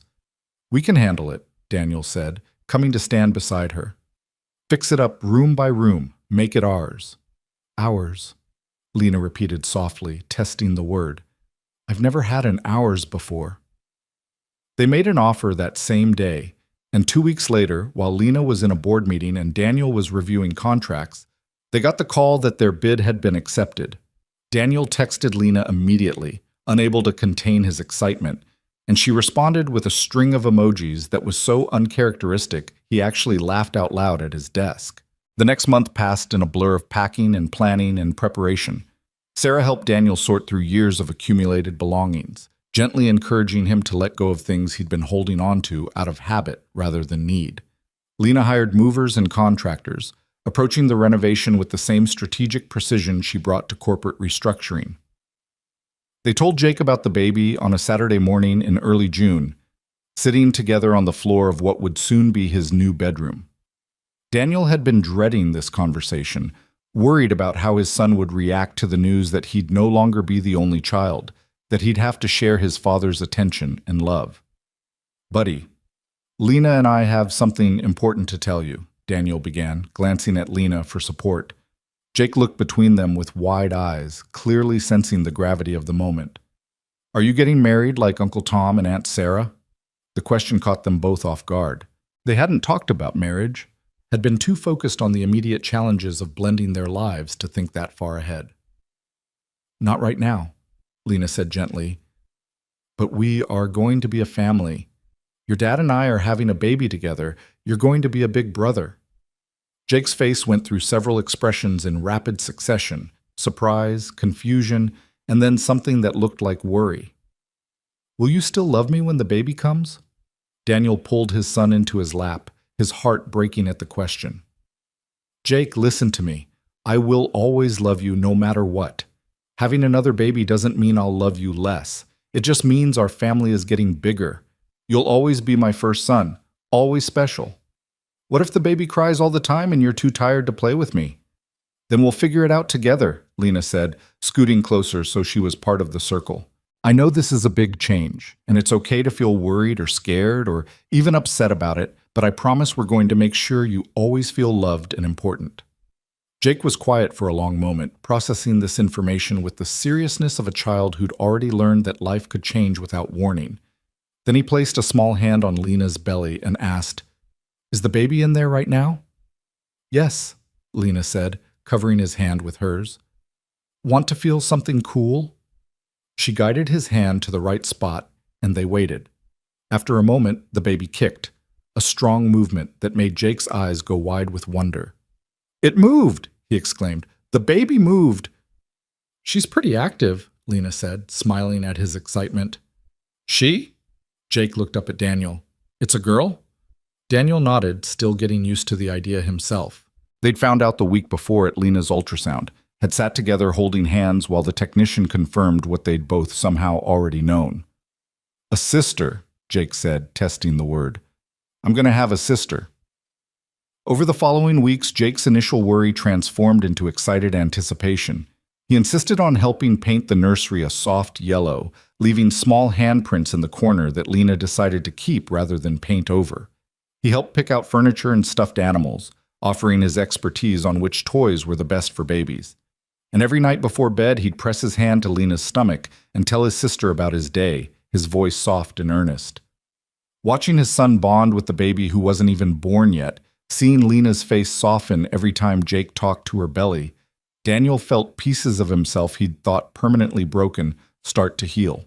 He'd loved Emma with the intensity of first love, had thought that losing her meant he'd never love anyone that way again. But what he felt for Lena was different, not less, just different, more complicated, more hard-won, built on a foundation of honesty and shared struggle rather than youthful optimism. They moved into the house on a sweltering Saturday in July, the air thick with humidity and the promise of afternoon thunderstorms. Sarah and Tom helped with the heavy lifting while their kids entertained Jake in the backyard. Lena directed traffic from the shade of the front porch, her pregnancy making it impossible for her to do much physical work, though Daniel could see the frustration in her face every time someone had to ask where something should go. By evening, the house was chaos, boxes everywhere, furniture in the wrong rooms, nothing where it should be. They ordered pizza for everyone and ate sitting on the living room floor, paper plates balanced on knees, while the kids ran wild through the empty rooms. After Sarah's family left and Jake finally crashed in his new bedroom, Daniel found Lena standing in the nursery, staring at the empty crib they'd assembled that afternoon. "Having second thoughts?" he asked, wrapping his arms around her from behind, his hands resting on her belly. "Terrified thoughts," she corrected. "She's going to be here in 3 months, Daniel. 3 months. And I have no idea what I'm doing. I've read all the books, taken the classes, but none of it feels real. What if I'm terrible at this?" "You won't be. And even if you are at first, you'll figure it out. We both will." The baby kicked against his hands and Lena covered them with hers. "She's going to change everything." "She already has." They stood there in the quiet nursery, holding each other and the child between them, and Daniel felt the last piece of his old life slip away. He wasn't the Daniel who'd lost his wife and rebuilt his life around grief anymore. He wasn't the careful, controlled man who'd kept everyone at arm's length. He was someone new, someone learning to be vulnerable again, to trust again, to believe that happiness wasn't always followed by loss. The next morning, Daniel woke early to the sound of rain drumming against the windows. Lena was still asleep beside him, curled on her side with her hand resting on her belly, her face peaceful in a way it never was when she was awake. This was new too, waking up next to someone, sharing a bed and a life and a future. He slipped out of bed carefully, not wanting to wake her, and padded down the hall to check on Jake. His son was sprawled across his new bed, already making the room his own, with Legos scattered across the floor, and drawings taped to the walls. In the kitchen, Daniel made coffee and stood at the window watching the rain, thinking about all the small moments that had led them here. That night in Lena's loft with the pregnancy test, the ultrasound where they'd first heard the heartbeat, the fight with Victor that had almost destroyed everything, the slow, careful building of trust between two people who'd both learned to protect themselves from exactly this kind of vulnerability. "You're up early," Lena said from the doorway, wrapped in one of Daniel's old sweatshirts that barely fit over her belly. "Couldn't sleep. Too much to think about." She moved to stand beside him, accepting the coffee cup he handed her, decaf, which she complained about constantly but drank anyway. "Good thoughts or bad thoughts?" "Good ones, mostly." Daniel turned to look at her, this woman who'd somehow become the center of his world. "I was thinking about how different this is from when Emma was pregnant with Jake. We were so young, so sure we had everything figured out. And then she died, and I realized we hadn't figured out anything. And now? Now I know we don't have it figured out. But I also know that's okay, because we're doing it together." Lena leaned against him, and they stood like that for a while, watching the rain and drinking coffee and existing in the quiet peace of early morning. Work became increasingly complicated as Lena's pregnancy progressed. She was determined to prove that being pregnant didn't make her less capable, less committed, less worthy of the COO position she'd fought so hard to earn. She worked long hours, pushed through exhaustion and discomfort, and refused to delegate anything she considered critical. Daniel watched her run herself ragged and tried to intervene, but Lena was stubborn in ways that made corporate negotiations look simple by comparison. "You need to slow down," he said one evening, finding her still at her desk at 8 o'clock when she'd promised to be home by 6. "I'm fine. I just need to finish this proposal for tomorrow's board meeting." "Lena, you've been here since 6 this morning. You're exhausted." "I said I'm fine, Daniel."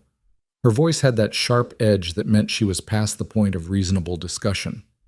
Daniel sat down across from her, not leaving despite her obvious dismissal. "Why are you doing this to yourself?" "Because if I show any weakness, any sign that I can't handle this, they'll question whether I should have this position. They'll wonder if I made a mistake, if I'm going to be one of those women who has a baby and suddenly can't commit to her career. The only person questioning whether you should have this position is you." Lena looked up at him, exhaustion and frustration warring in her face. "You don't understand. You've never had to prove yourself the way I have. You've never been in a room where you're the only woman, where every mistake is magnified and every success is attributed to luck rather than skill."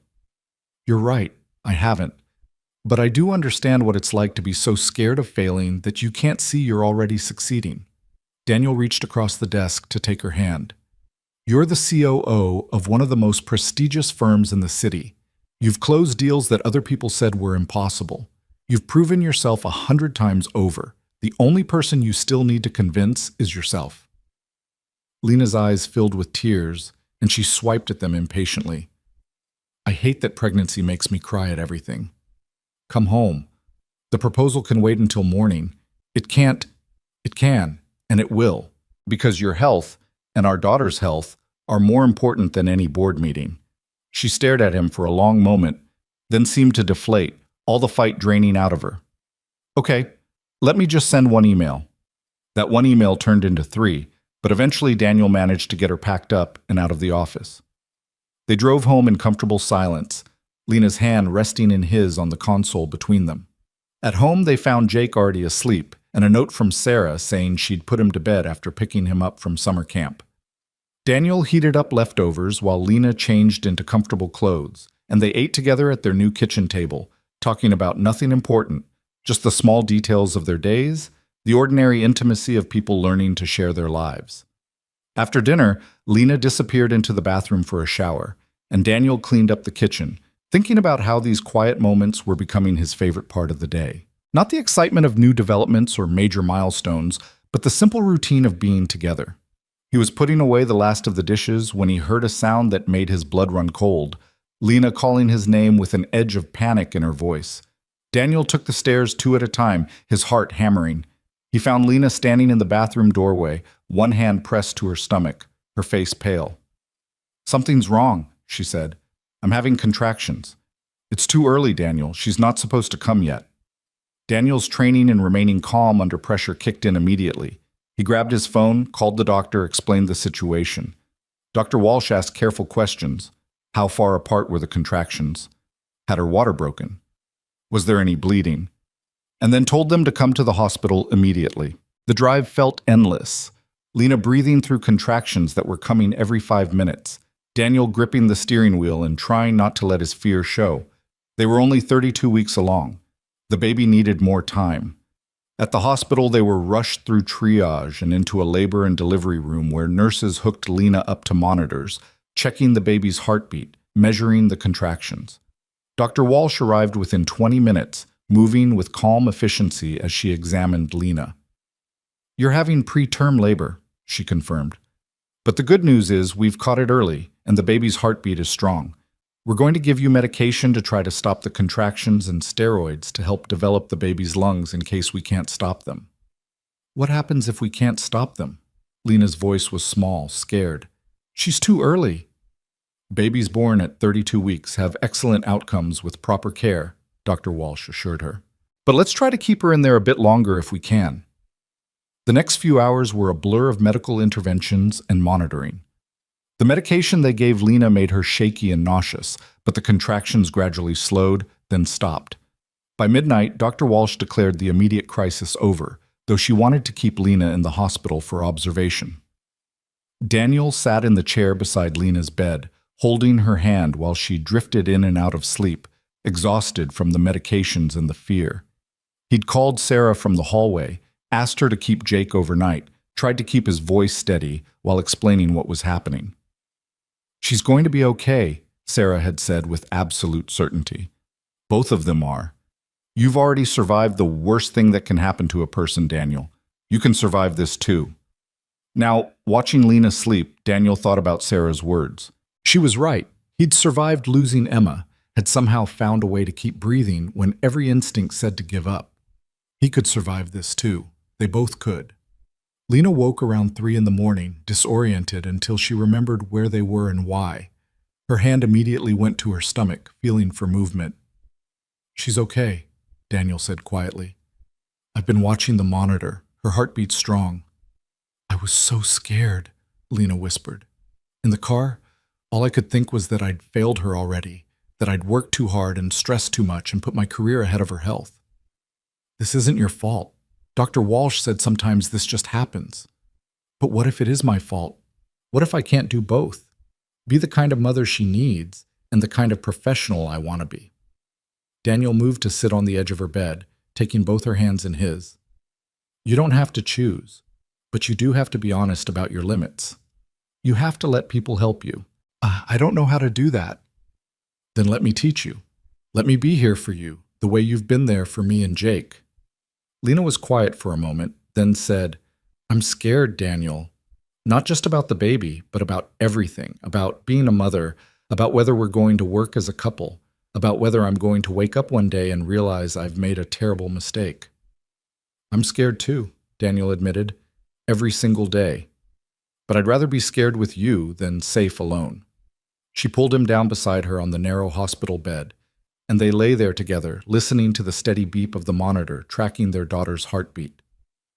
Dr. Walsh released Lena the next afternoon with strict instructions. Bed rest for at least 2 weeks, no work stress, regular monitoring. Lena protested the bed rest order, tried to negotiate for modified activity, but Dr. Walsh was firm. Your baby needs you to slow down, she said. Everything else can wait. At home, Lena struggled with the forced inactivity. She tried to work from her laptop in bed, but Daniel confiscated it after catching her on a conference call when she was supposed to be resting.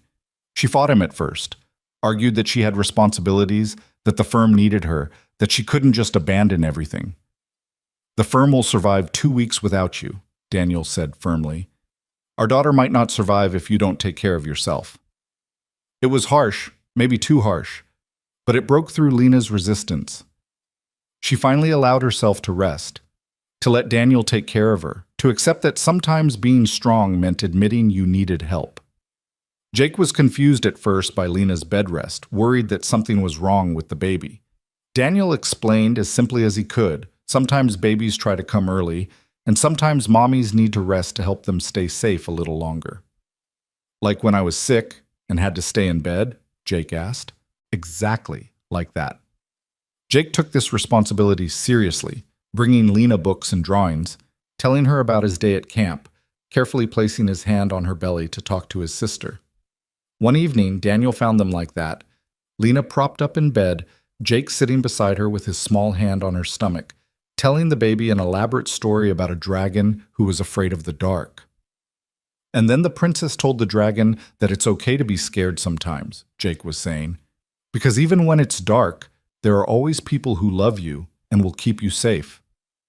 Daniel stood in the doorway watching them, his heart so full it ached.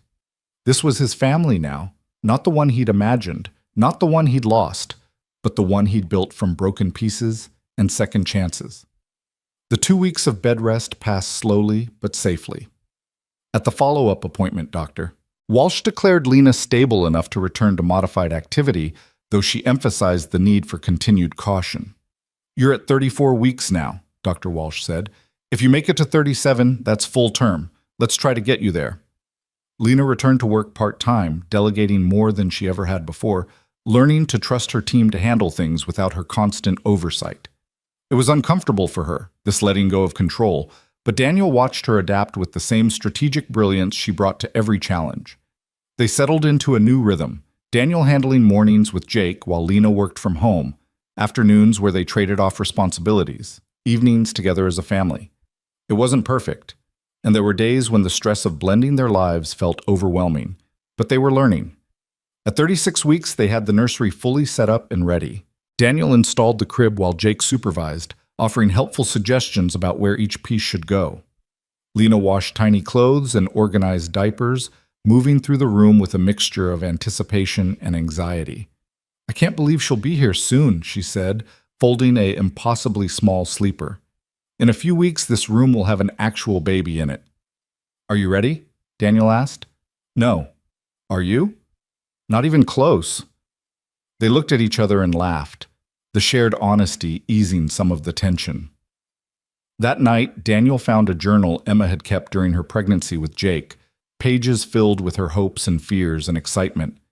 He'd never been able to read it before, the pain too raw, but now he opened it carefully, reading her words.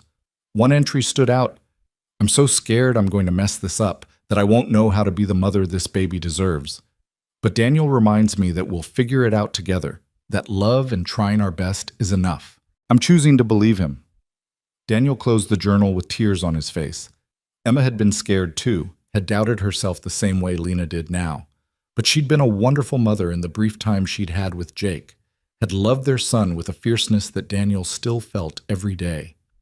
He went to find Lena, curled up in bed reading a baby book, and climbed in beside her. I want to show you something, he said, handing her the journal open to that entry. Lena read it silently, then looked at him with understanding in her eyes. She was scared too, terrified. But she did it anyway. And so will you. I wish I could have met her. She sounds like she was amazing. She was. And she would have liked you, I think. She always said I needed someone who could challenge me, who wouldn't let me hide behind routine and control. Lena set the journal carefully on the nightstand, then turned back to Daniel. Thank you for sharing that with me. I know it wasn't easy. Well, I'm learning that nothing worthwhile is easy, but that doesn't mean it's not worth doing. They fell asleep tangled together, Lena's belly pressed against Daniel's back, the baby moving between them. 3 days later, at 37 weeks exactly, Lena's water broke during a video conference with the Tokyo office. She called Daniel with remarkable calm, simply stating, "It's time." This labor was different from the preterm scare. Slower, more controlled, giving them time to call Sarah to come stay with Jake, to drive to the hospital without panic, to settle into a delivery room and prepare for what was coming. The labor lasted 14 hours. Daniel stayed by Lena's side the entire time, holding her hand through contractions, coaching her breathing, whispering encouragement when she said she couldn't do it anymore. "You can," he kept saying. "You're the strongest person I know. You can do this." At 3:47 in the morning, their daughter entered the world with a loud cry that filled the room with sound and life. The nurses placed her on Lena's chest, this tiny, perfect human they'd created, and Lena looked at Daniel with tears streaming down her face. "We did it," she whispered. "We actually did it." Daniel looked at his daughter, red-faced and furious, her small fists waving, and felt something shift in his chest. He'd loved Jake from the moment of his birth, but that love had been colored by Emma's presence, by the partnership they'd shared. This was different. This was just him and Lena, and this tiny person they'd somehow managed to create together despite all the odds. "She's perfect," he said, his voice thick with emotion. They named her Emma Grace, Emma for Daniel's first wife, Grace for the second chances they'd both been given.